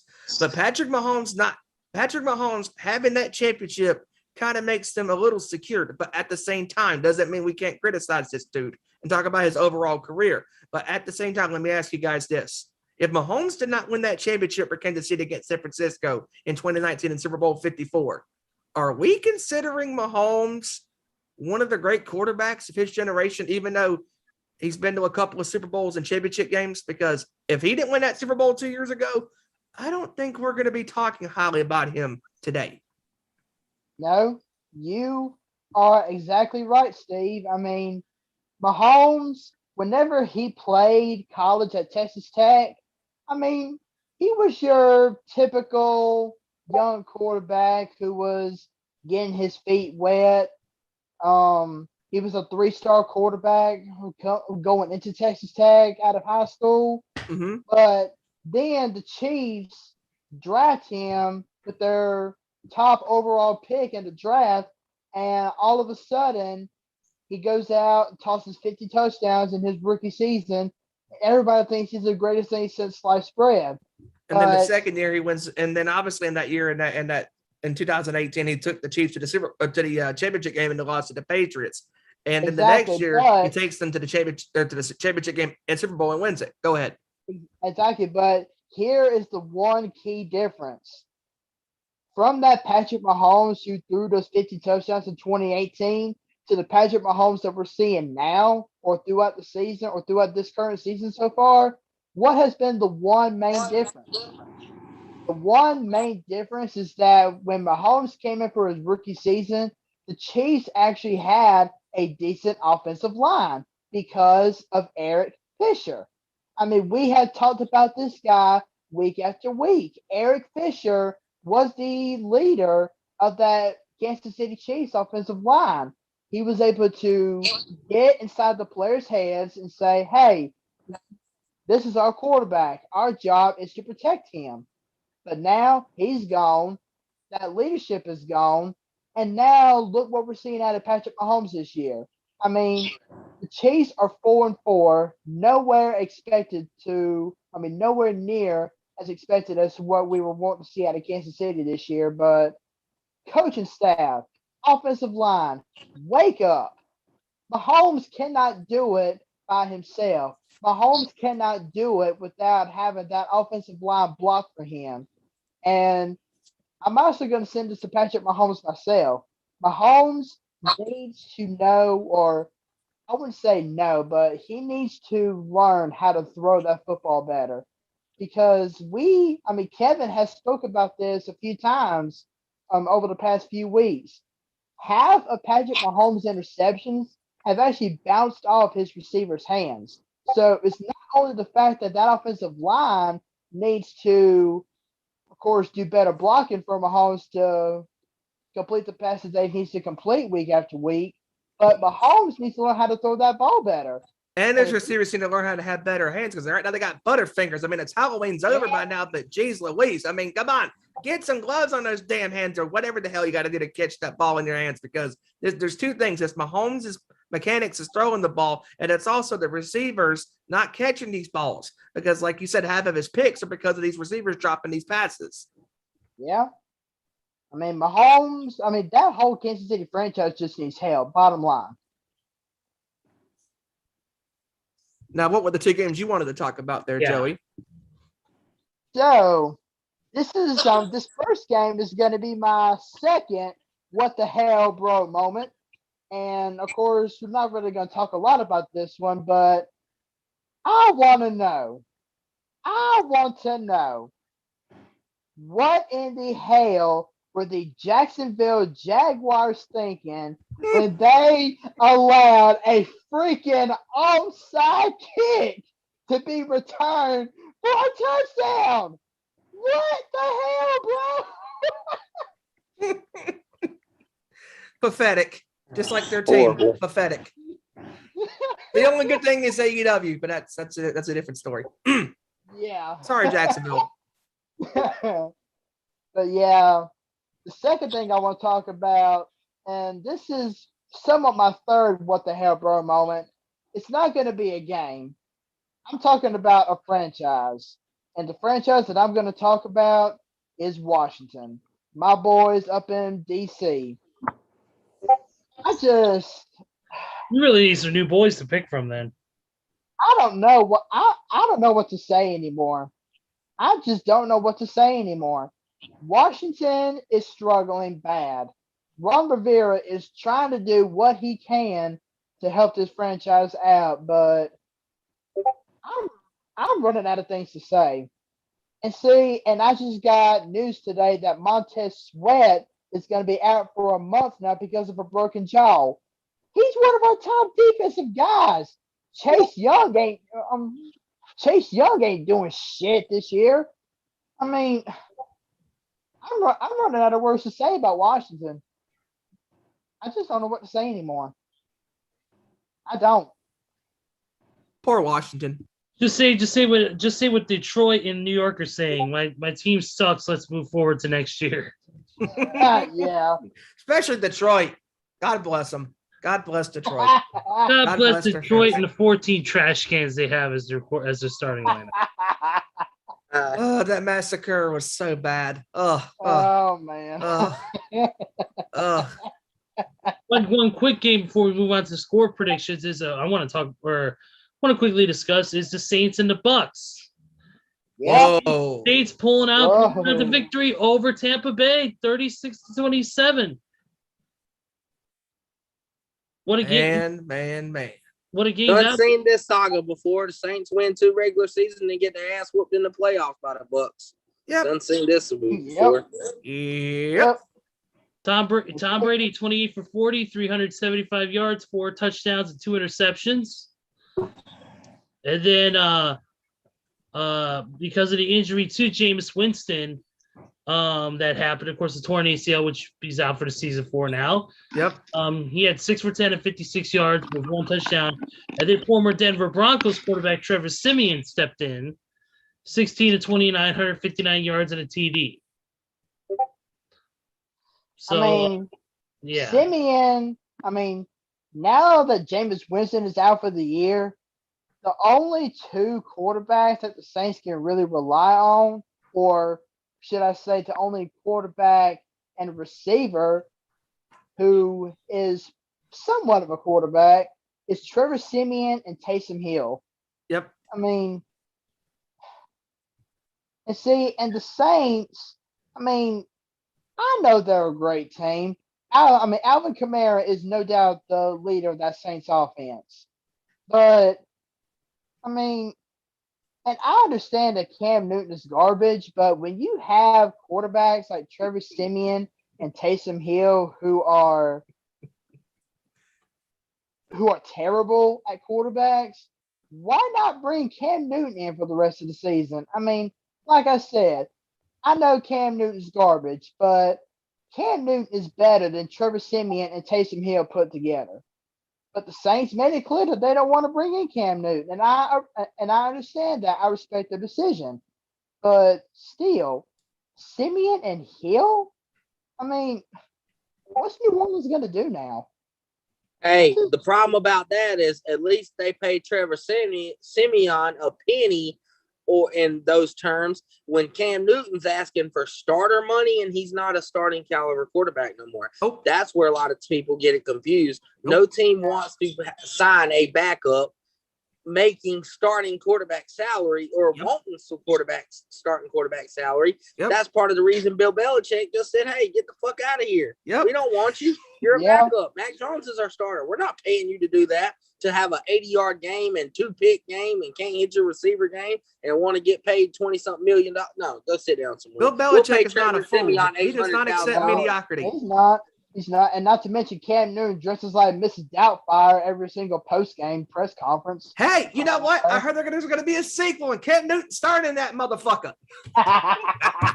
Cam Newton looked like he got a new football gig with Medea. In the Medea movie. Medea goes to training camp. Then again, Russell Westbrook looks like he just walked off the set of Zoolander. Oh, I was Lord. I was about to say that. Cam Newton versus Russell Westbrook in a dress contest one day. Do it. Do it. Make it happen. See whose clothes are louder than a Manowar concert. Oh Lord, Thank have you. I'll be mercy. here. Thank you. I'll be here all week. All right, here we go, ladies and gents. It is now time for our favorite part of the show. Yes, Yes, let's go. let's go. Ladies and gentlemen, you see Steven clapping over there like a damn seal at SeaWorld. We don't know why, but I digress. Like a seal. Shut the hell up. Hey, don't be like Titus O'Neil now. Hey, believe me, I'm not gonna slip off. Anyways, Anyways, it is that time. It is our NFL score predictions time. yes. Sponsored by Squealers, the new program by Tony Robbins. Let's move forward. Yeah, Anyway. can we skip? Yeah, I hate to butt in, but can we skip this first game because nobody wants to talk about the Colts and the Jets tonight. Ugh. Jets by 3. Colts 25. No, sorry, 24-10. Sorry, Colts. I'm gonna say 13-11. 10-10 tie.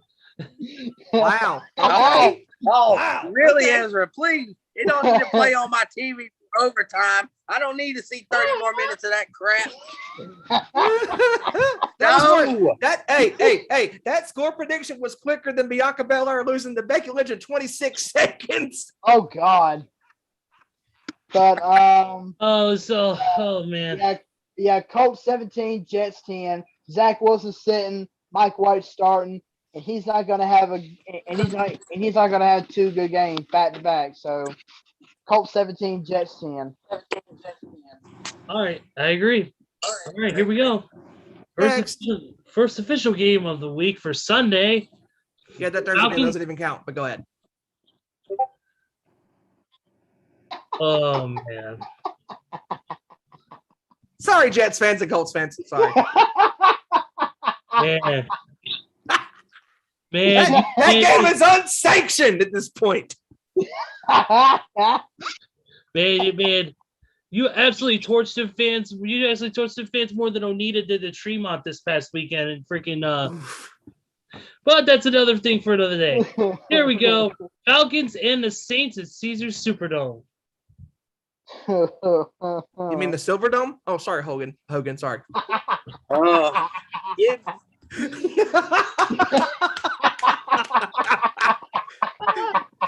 Where's the idiots? Oh my God. We're terrible. We're terrible. Sorry, go game is ahead. gonna be live in the Silverdome. I'm sorry, it is the Superdome, brother. I was having flashbacks of slamming Andre the Giant. Okay.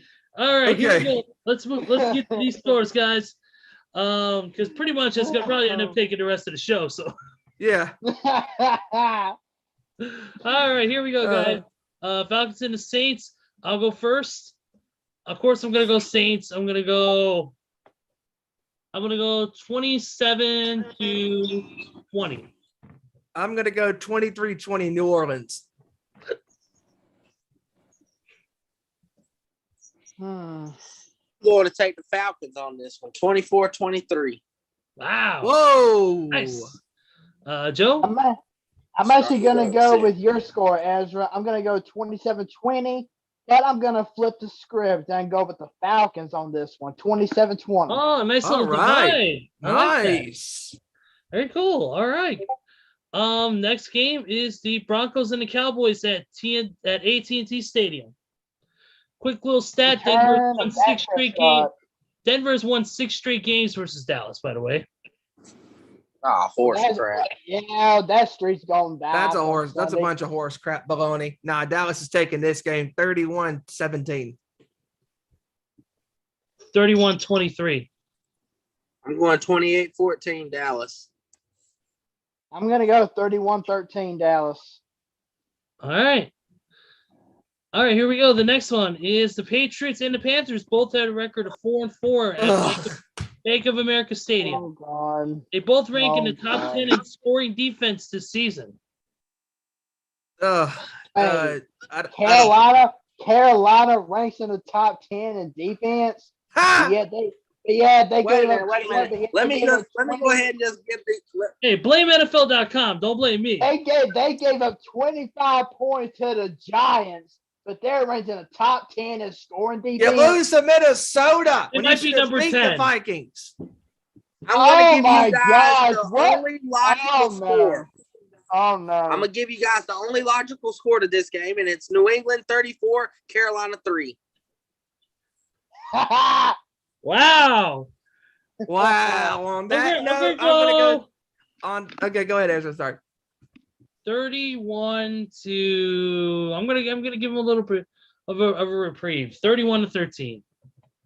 I'm gonna go 34-10, New England. My score is going to beat yours, Ezra, by 1 point. I'm going 31-14. Okay. Very nice. All right. Next game on the docket is the Ravens and the Vikings at M&T Bank Stadium. I'm going to go first on this one. Okay. The Ravens are coming off a bye. They're coming off a great performance before their bye. So against a team like Minnesota, I say Baltimore is going to continue their hot streak.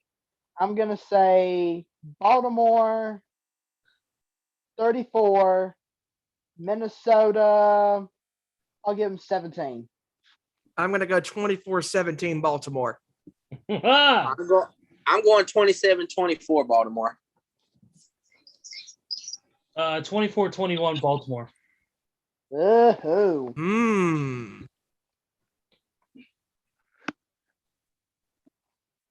All right, next one is the Cleveland Browns, Cincinnati Bengals, Paul Brown Stadium. Oh boy, this should be a good one. Battle of the This Ohio is going to team. be a good one.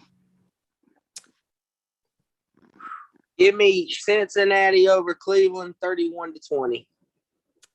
Ooh, okay. Okay. I'm gonna take the opposite end of the spectrum here. I'm going to go 31-23 Cincinnati. I am going to go with Cincinnati in this one. I'm going to go 28-22. Oh, interesting score there. Now, before I give my prediction, I want to bring something to you guys' attention. I don't know if y'all happen to see this or not, but Kevin Stefanski, he brought the team together after their game against Pittsburgh last week, and he pretty much told the team that even though he still has a contract, Odell Beckham Jr. is no longer going to be considered a part of the Browns team. I don't blame him. I don't blame him at all. So, His dad made it worse. It's a cancer in that locker room. Yep. Get him out. Yeah. Last season, Cleveland played better ball without Odell Beckham Jr. on the starting wideout position. They played better last year, and they're going to play better without him this week. Even though I think they're going to lose the game. That's not knocking Odell. Don't get me wrong. That's not knocking Odell because I've seen, remember 2007, Randy Moss was a cancer to the Oakland Raiders and went straight to New England and went straight to making an impact. I feel like Odell could do that, but Cleveland and him is not the right spot for each other. They just need to break up. Nope.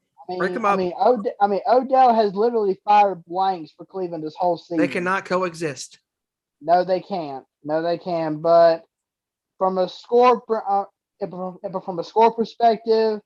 the Bengals are going to be looking at this loss to the Jets last week, and they'll be like, we ain't going to lose to a team like this twice a week or in back-to-back weeks. So I'm going to say Cincinnati.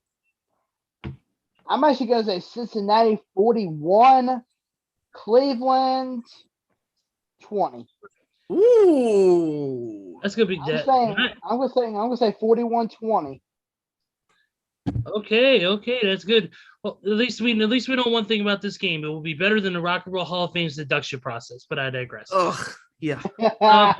But quick though, congratulations to the Foo Fighters on getting into the Hall of Fame. Yes. Being inducted by none other than Sir Paul McCartney. Yes. Great pick. Absolutely. Great for them. Next game is the barn burner of all barn burners, ladies and gentlemen. The game of the week, the game we've all been waiting for. Bills and the Jaguars at TIA. Wow, I'm bravo! Bravo! Bravo! Another ass beating in the lifetime for Jacksonville. 45 to 3. 45 to 3. 38 I'm giving it 38 to 3. I'm gonna go with the I'd say Bills. 45 to nothing, but I'll be nice and give them 3 points. What the hell? I said it before, and I say it again. The Bills are the team to beat in the AFC by far. They are the best of the best. I think they do have a problem sleeping on teams, hence Miami. So I'm going Buffalo, but I'm going 33-7. Okay. All right. All right, yeah. I'm going to be nice, and I'm going to give Jacksonville a touchdown, but that's all I'm going to give them because check out this score, ladies and gentlemen. 48-7. Wow, you're being nice, but I'm not. Field goals are only happening for Jacksonville. Hey, they did score 7 against Seattle, so I think they're going to get 7 on Buffalo. Joey, Seattle is historically the worst pass defense in the NFL. And yet they That tore is not Trevor good. Lawrence to shreds. Yeah, they tore Trevor Lawrence to Seattle's shreds, and you defense better believe sucks. this Buffalo defense is going to do it too. 48-7. Nice. All right, the next game is probably the best game of the week, guys, and I'm being dead serious, 1,000%. This is going to be probably one of the best games of the week. Okay. Texans and the Dolphins. You're right. You had me. You had me. For the number 1 seed. Yeah, the number 1 seed to get the first draft pick. Oh Yeah, my battle for the number 1 gosh. pick.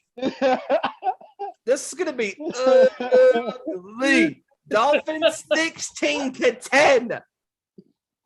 I'm gonna go 13. I'm gonna go 13-6. Oh, Ezra. I'm not. Hold on. I'm not giving neither one of them no mercy. I'm going all field goals, 15-12 Miami. oh my God. All field goals. Yes. Let's wait to that. Yes. Ezra, why are you gonna do this to us, man? Oh my God, you had me sold, and then you. Why are you gonna do this to us, man? Oh, Yeah. You're just like Fergie's national anthem performance a couple years ago at the All-Star game. Pathetic. You know what? Just like that. I'm actually gonna be bad to both of these teams. And Kevin, I'm gonna go all field goals too, but my score is gonna be worse. Oh, I'm God. going 9-6. Oh God, no. Oh, hell no. Oh, hell no. We need help. We need help for these two teams. They both are atrocious. Oh, dear God. Hey Steven, you'll recognize this. You know the beginning of Coma by Guns N' Roses where they're like, Axel, can you hear us? Can you hear us? Can you hear us? Somebody get the paddles. Remember that? Yes. That's both of those teams and the New York Jets. Yes. Oh. And Detroit. Detroit is beyond help. Not even Sigmund Freud could fix that problem.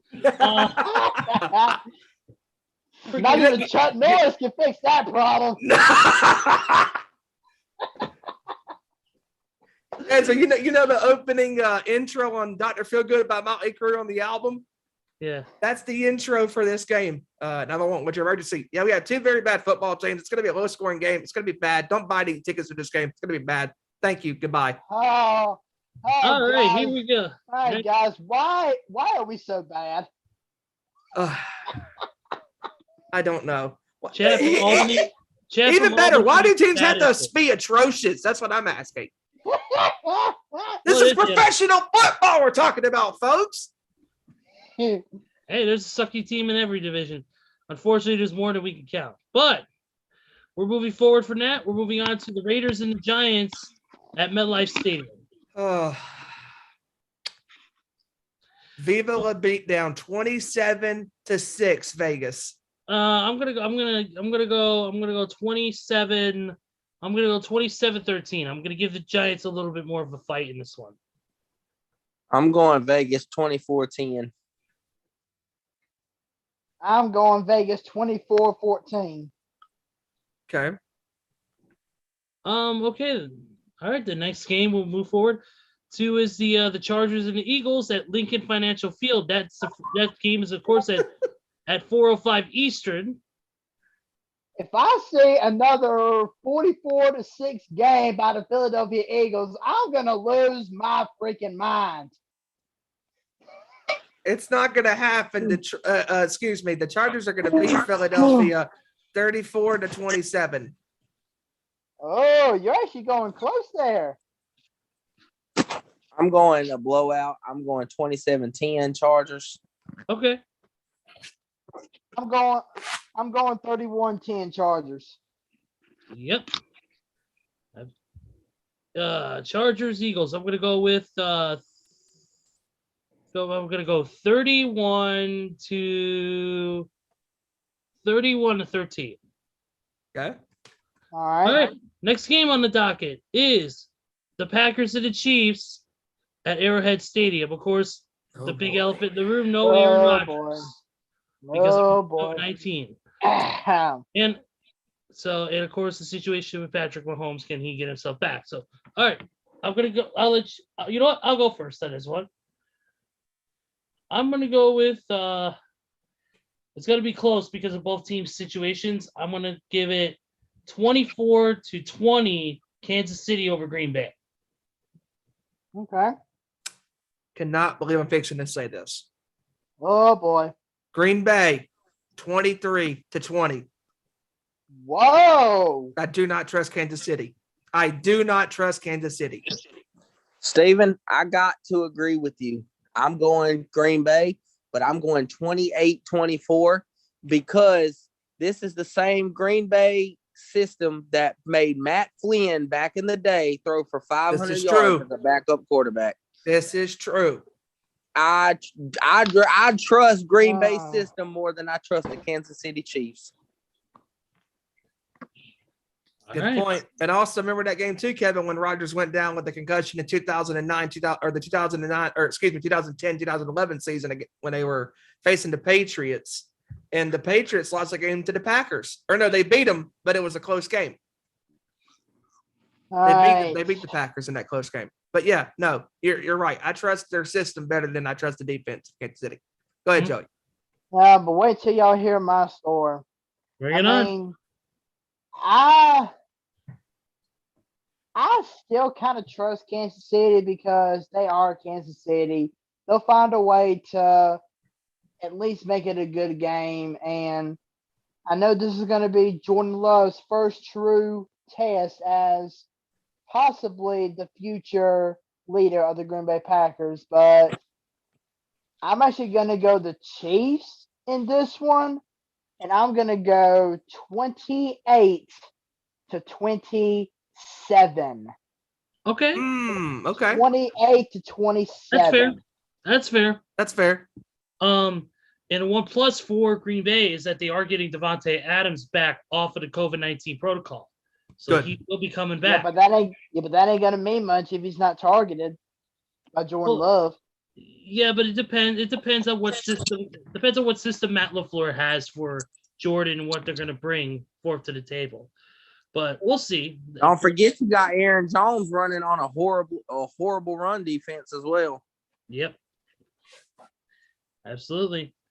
Next game we're going to move on to is the Cardinals and the 49ers.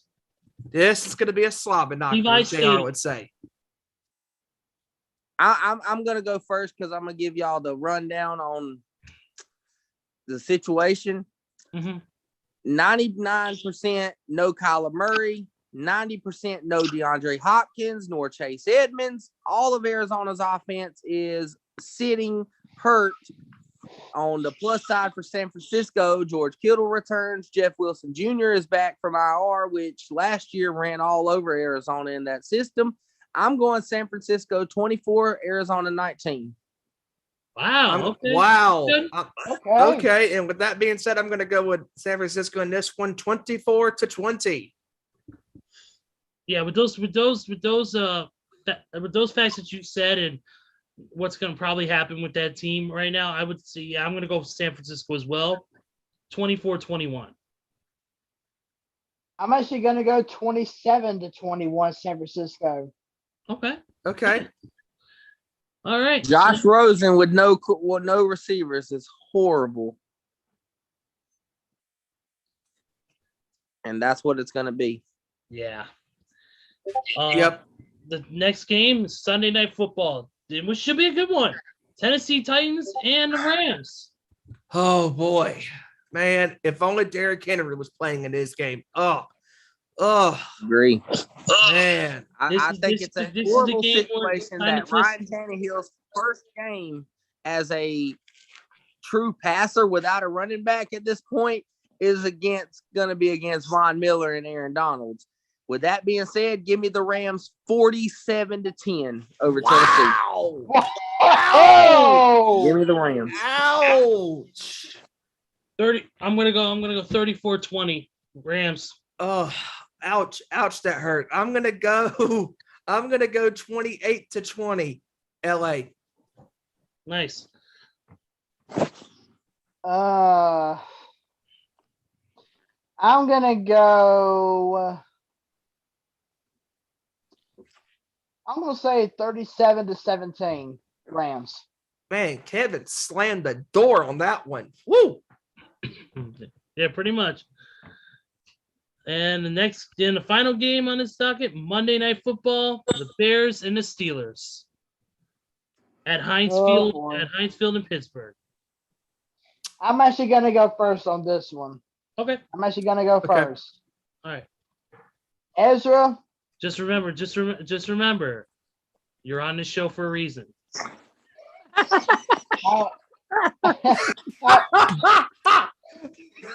I was actually gonna say Ezra for what? That was a good one. For once, I'm actually gonna support Chicago this week. I'm actually gonna go Chicago this week. I mean, Justin Fields is developing into that leader that Chicago needs. And I mean, Justin Fields, he has the talent and he's got the receivers and the running back to back him up right now. So I'm actually going to go Chicago. I'm going to go 27-14 Chicago. Wow. I'm gonna go. You know what? It's my team. Chicago's my team. Always will be my team. We're going up against Big Ben, which this is an older, more hurt, more banged up Big Ben. This is a Big Ben of like 4 or 5 years ago, who was an absolute machine and can light up any team he wants to on any given Sunday. But still, I'm not going to doubt Big Ben. I'm not going to doubt his ability, even at this stage of his career. So, that being said, I'm going to go 27-20 Chicago over Pittsburgh. Wow. Wow. It's going to be close. It's going to be close. It's going to be a dogfight. You know what? I was contemplating in this game. To me, this game's going to suck. Time to watch the Eli Manning and Peyton Manning version of the broadcast. Yeah. But with that being said, This will be more entertaining than Monday Night Raw. Yes. Pittsburgh literally couldn't even kick a field goal because no kicker. Their kicker got hurt trying to fake an extra point. That's another what the hell, bro moment. Is he actually still out for this game on Monday? Yes, he's out. All so right. I have a replacement kicker. And then on the other negative side for Chicago, you got Matt Nagy back calling plays. With that being said, I'm still going to take Chicago, but I'm going to lower that score. I'm going Chicago 17-9 over Pittsburgh. Whoa. Wow. With a Kev, missed extra point. Kev, I'm going to one-up you right there. I am going to go with Chicago 14-10. Okay. Whoa. Okay. All right. And that, ladies and gentlemen, that wraps up the score updates, or that wraps up the score predictions from from our crew here. And before we get into the last bits of news before we close out the show, let's do a little score update with the entire entire what's going on right now. So let's Again, go that with all shouldn't the exist right now. Yeah. The Jets and the Colts right now are tied at 7 apiece in the first. 3:27 left to go in the first quarter. Wait, who's playing again? Sorry. Ah, Yeah, sing us a song, piano man. I don't know why. Oh dear. I don't know why I quoted that. It just came up right there. I don't. Fuck it. It's like 8:30 Eastern time. I'm on 3.5 hours of sleep. Let's do it. There you go. 76 right now. 76ers Pistons 86-82 at the end of the third. Close game there. Jazz and the Atlanta Hawks. Hawks leading 51-44 with 8:49 left in the third period. Celtics and the Heat are currently at halftime. Celtics 51-33 over Miami. Woo! And then at 10 p.m. over Miami? Yep. And then at 10 p.m. And then at 10 p.m. Eastern, we got the Rockets and the Suns. And at 10:30 Eastern, the Oklahoma City Thunder and the Lakers. Oh boy. Who are going to be without LeBron James for a week due to an abdominal strain? I wonder what we were talking about a week ago, or even 2 weeks ago. The last couple He weeks. strained his abdominals practicing his flopping techniques. Father Time is Trying to win a undefeated. Grammy. He's trying to win an Academy Award for Best Actor. Father He Time is won that in the undefeated. 2016 NBA Finals. Yep. Uh, Father right. Time is unbeaten, and LeBron is paying the price. His body is breaking down as we know it. The Lakers are not who the media thinks they are. We knew that. The media didn't. Knew they're going to be a great team. No, they're not. On the plus side, Steven, Carmelo Anthony Melo is turning back the clock for a couple games with a 20-plus point game performance in 2 or 3 games so far. So I'm glad for him. Happy for him to find a home in LA. Yes. Yep, absolutely. The Red Wings right now in the NHL, Bruins are leading the Red Wings 3-0 at the end of the second period. Lightning is leading Toronto right now, 1-0 at the end of the second. Islanders are leading the Montreal Canadiens 5-0 at the end of the second. Yikes. Vegas Golden Knights are leading Ottawa Senators 3-1 at the end of the second. Panthers and Capitals are in a close one. Panthers leading the Caps 4-3 at the end of the second. Wow. And Pittsburgh Penguins leading the Philly Flyers right now 2-1 at the end of the second. And then 3 more games on the docket for tonight on ESPN Plus at 9 p.m. Eastern. The Dallas Stars and the Calgary Flames. Same time, 9 to 10 Eastern as well. Sabres and the Seattle Kraken. And at 10:30 Eastern, the St. Louis Blues and the San Jose Sharks. So that is our score update for tonight. As far as that goes for tonight's scores. A couple quick things. First of all, we talk about MMA in the show a little bit. And of course, MMA sometimes transitions over to wrestling. And we saw this last night on AEW Dynamite. It was announced that in a 5-on-5 tag team street fight that the inner circle consisting of Chris Jericho, Santana and Ortiz, and Jake Hager and Sammy Guevara will take on Scorpio Sky, Ethan Page, and two legendary UFC fighters, Junior Dos Santos and Andre the Pitbull Arlovsky, 2 former UFC heavyweight champions.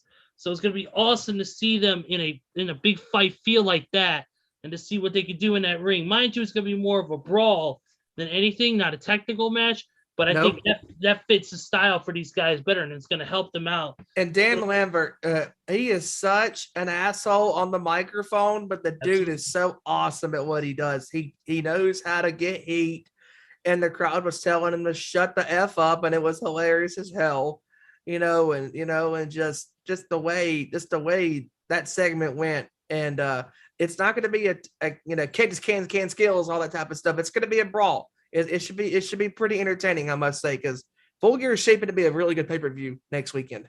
Yep, and that'll be discussed more in the Nation's Corner, which we'll plug here at the end of the show. Couple quick other notes I want to get to in the world of sports. Dak, it is announced that Dak will start for the Cowboys versus the Broncos. He will start. There was some concern that Dak may not start because of him dealing with whatever injuries and problems he's dealing with, but that's not to be the case. And then, of course, the Browns excused Odell Beckham Jr. again from practice earlier today. This is the second day in a row that OBJ has been excused from practice. And basically, like, this is something that we discussed earlier in the show, but I wanted to bring it up in a more on the front of the line here on that. And then, of course, before we end the show, we cannot mention the unfortunate incident that took place this past week. Oh dear God! With the Las Vegas Raiders running back, what's his name? Henry Ruggs. Henry Ruggs III. Apparently, according to police reports, Henry Ruggs was driving 157 miles per hour top speed with a deceleration of 127 when he hit another vehicle, causing a gas leak and a fireball, which unfortunately claimed the life of a young woman and a dog in the car. They found out that not only was he driving that fast, but he was also had his blood alcohol level was two times more than the legal limit in the state of Nevada, where the crash happened. So he could be facing with all the possible charges coming up. He could face up to 46 years in prison.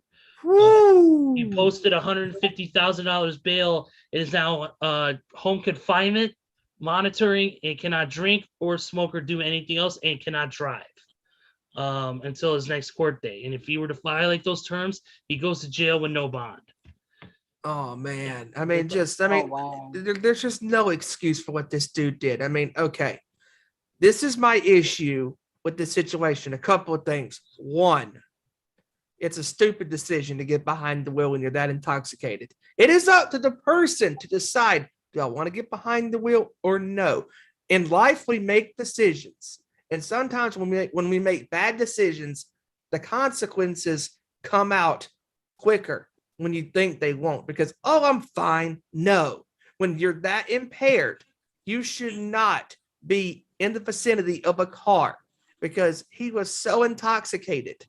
And another thing, going to Vegas, the Raiders did.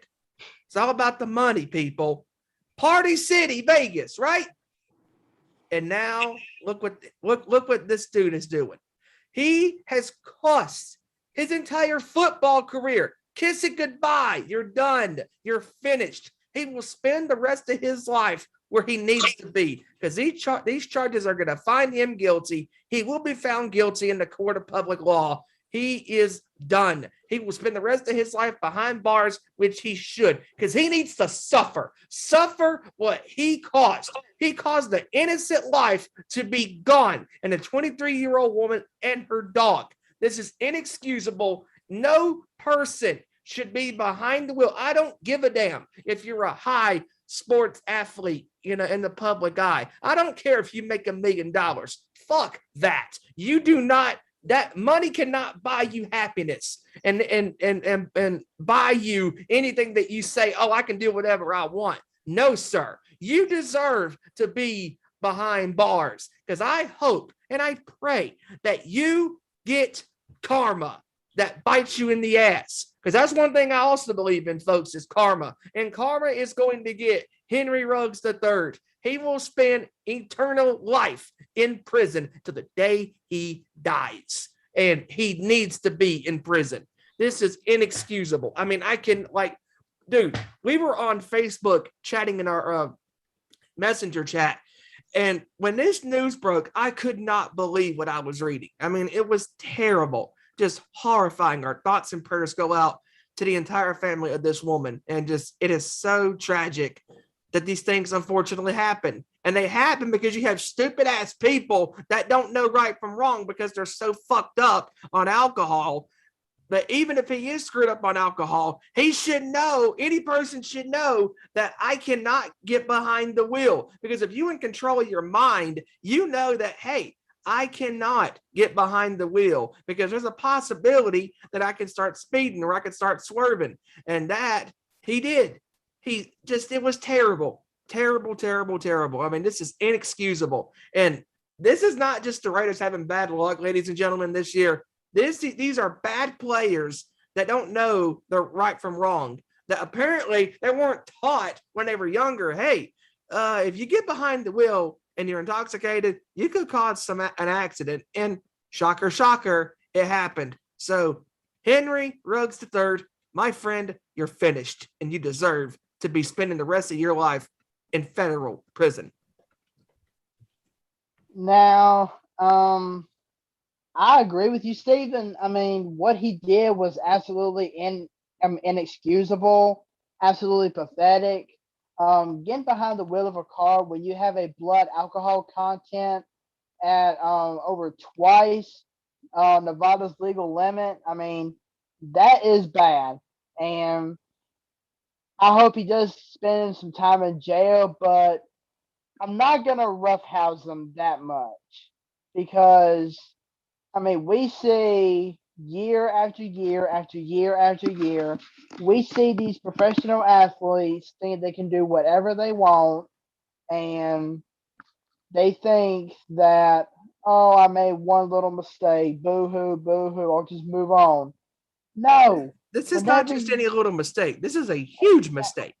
Exactly. But whenever you make a mistake like that, what these athletes do not realize is that they will have that hanging over them for the rest of their lives. I mean, and I hate to bring this up about I hate to bring this up about one of my favorite basketball players of all time, but Kobe Bryant, whenever he was indicted back in 2003 on those sex charges in Colorado, I mean, right. Everybody, I mean, a lot of people forgot about that, but there's a handful of people, including the victim side of things, who are actually not going to ever forget about that. And because of that, they're going to hang that over the professional athlete's mind.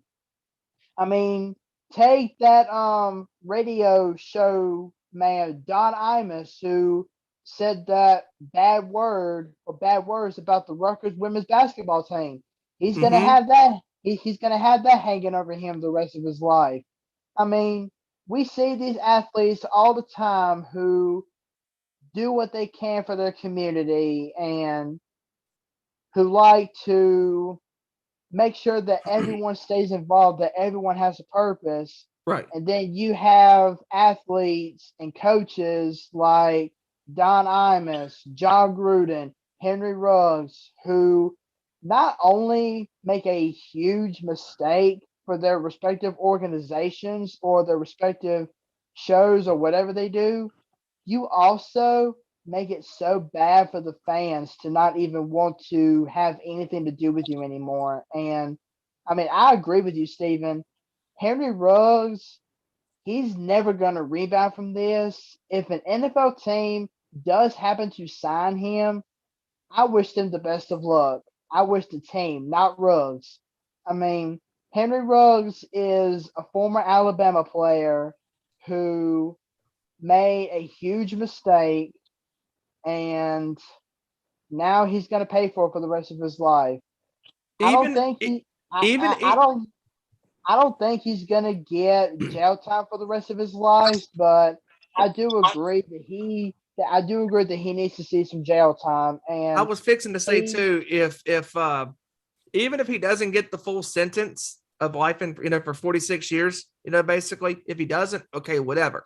But I hope, even if he does get jail time, 5-10 years, whatever, I hope that he can learn from this mistake, because he needs to be taught a lesson, and he needs to pay the price. If he doesn't serve 40 plus years in prison, okay, that's fine. But he needs to serve some jail time.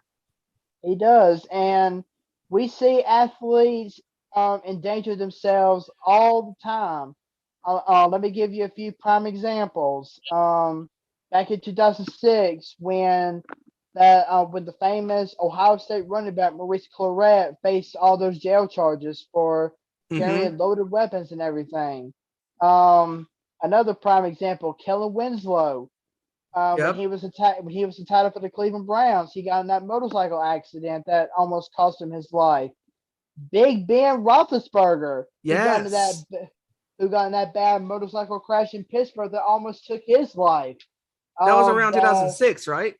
Yeah, and the New York Yankees pitcher Corey Lytle, who died after crashing his helicopter into a high-rise building in Manhattan.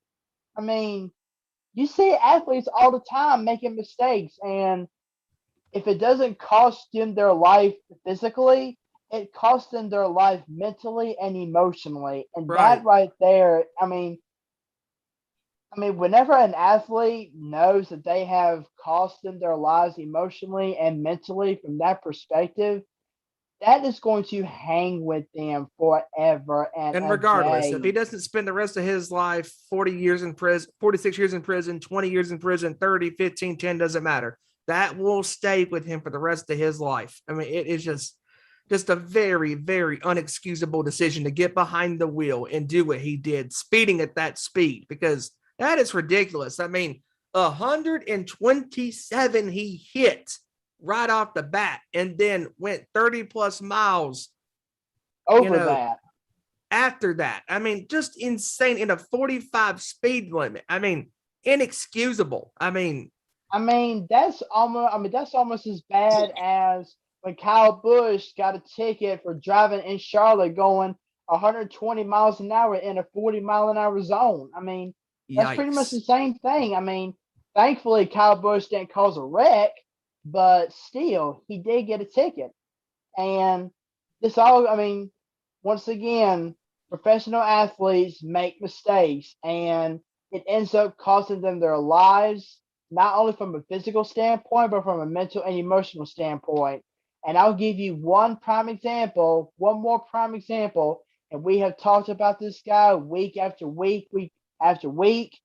He still has not been banned from the UFC yet, but he needs to be, and that is John Bones Jones. Why is he still involved as far as with a job with this organization? Because the UFC, they need to get rid of him now. And we talked about this about 5 weeks ago on the show about just this dude is a constant screw up, and he will never change. My uncle always told me a leopard never changes its spots, and John Jones will never change John Jones unless John Jones decides in his mind that, hey, I'm going to correct myself. Even though I've been a screw up for the majority of my adult life, I'm going to turn around my life, because it doesn't matter what you've done in the past. What matters is today. Today is the day that you start to make yourself a better human being in society. He can change himself, but it has to be up to him. We can't force John Jones. Hey, brother, you got to get your act together. Quit doing this stupid crap. I mean, no, this is totally up to Jones.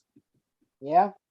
And it's totally up to the UFC and Dana White to get rid of his ass. Why haven't they done it? I don't know. Oh, because they need somebody that knows how to make that money, that mighty dollar, brother. Absolutely. Once again, we send our condolences to the family, friends of the victim and the dog, of course. We send our best wishes to everybody there. And that's pretty much the end of the show here. And also, real quick too, I know we're not a wrestling show or a sports show, but last night on Dynamite, when Punk was talking about John Moxley and him checking himself into rehab, I got to give Moxley a lot of credit for standing up and going, "Hey, I need help. I need to help myself. I need to check this alcohol." Just like 2 years ago when James Hetfield, the lead singer and rhythm guitarist from Metallica, checked himself into rehab a couple of years ago because Hetfield's alcoholism was kicking in again, and his problems with drinking again were kicking in again. And Hetfield had to correct that, and so does Moxley. And I hope that Moxley can correct himself with this drinking problem that he's had. And I'm glad that he had the courage to realize and go, hey, I'm not going to sit there and deny myself that I need help. And what Punk said was very powerful. Hey, if you need help, if you have problems with drugs and alcohol, addiction, or if you are, just having issues with, and you're suicidal, call up a friend, text a friend, call a family member, text a family member, talk to anybody, talk to somebody that you know and love and care for, and be there for one another. Don't judge nobody for their mistakes, because we're all not perfect. And I'm very happy that Moxley is getting the help that he needs, and I hope and pray that he does. Exactly. And I have a lot of respect for John Moxley himself. I mean, he knew he was in trouble. He knew he needed help. So he went out and got it. And I give all the respect in the world to CM Punk. I mean, I heard him cut his promo last night. I was watching videos on Facebook earlier today, and I happened to see the speech or the promo that CM Punk gave when it came to talk about John Moxley. And Punk, I mean, he has had my respect for so long, even when he was in WWE as a heel. I mean, Punk has earned my respect. He's always earned my respect. And especially after that promo he gave last night, all the respect and all the kudos in the world goes to CM Punk right now. Yes. Yeah, absolutely. Punk definitely showed, how classy of a human being he is and how great of a person he is.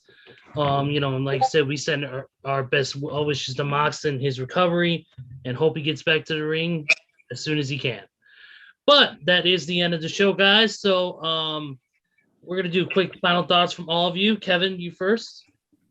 It's been a good week in sports, as of always. Good season to be a sports fan. Football, basketball, baseball, of course, wrapped up. But anyway, good Congrats to to be the Braves fan. again, Good to be baby. on the show. Beating them Astros. Sorry, Brian. Live, brother.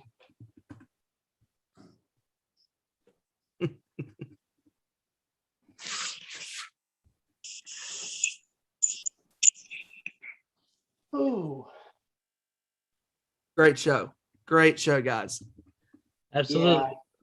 Great show, guys. I mean, it's great that we can actually have a time like this, have a show like this to not only have fun and pick around with certain NFL teams or certain teams for that matter, Or but players. just knowing, or players, but also knowing that we can talk about serious matters like what we just did with Henry Ruggs III and whenever we were talking about John Gruden a few weeks ago and talking about John Bones Jones and everybody just going through a rough time right now. I mean, these players bringing on them.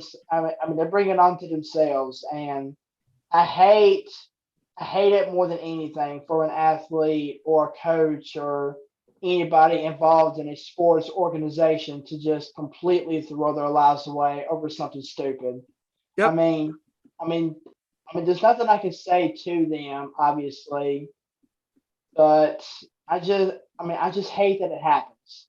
And at this point, I mean, I just don't know what to say anymore to everybody like that. Yeah, absolutely. I know. It's unfortunate. But in hindsight, I'm ready to see my Alabama boys whoop up on LSU this Saturday night, starting at 7:00 on ESPN. So I'm ready to see that. Oh man. Just what another awesome show with you gentlemen. I mean, it's a great time to be a sports fan. Absolutely. And like I said at the top of the hour, I'll be going to Atlanta this weekend for the George Strait concert on Friday, and Metallica's headlining on Saturday. Yep. And I will not be here next week, but you three fine gentlemen will be here next week. And I will be at the Welcome to Rockville Festival next week on Thursday through Sunday with Metallica playing 2 sets on Friday and Sunday, and Disturbed on Saturday with Stained the Lamb of God, and Slipknot playing on Thursday, and Gojira on Thursday, and STP on Thursday, and all these great acts, man. Zombie on Friday. It's gonna be a killer rock and metal festival to wrap up basically all my concerts for this year. It's gonna be a banger, as we all would say. And I know you three guys are gonna do a great job on the show next week. And as always, you can follow us on Twitter at Owen_Sports Show and Facebook.com/Nation Sports Show. And don't forget to follow the Nation's Corner on Twitter at Nation's Corner, YouTube.com/The Nation's Corner, and Facebook.com/The Nation's Corner. Hit the subscribe button, and we will keep you posted in the world of professional wrestling. And next Saturday, baby, not only is the Rockville Festival happening in Daytona Beach, Florida, but AEW Full Gear is happening next Saturday in Minneapolis, Minnesota. Also on that Saturday will be an event I will be attending in Summit, Illinois, the Nick Gage Invitational. Yes, sir. The yearly deathmatch tournament, hosted, of course, by the god of this shit, the king, Nick fucking Gage. Yes, MDK all fucking day, baby. Absolutely. I'm gonna be there live and in person. It's gonna be awesome, and I can't wait. Oh, it's gonna be great. It's gonna be great, dude. And I cannot wait for you to meet Nick, man. He's such a great dude.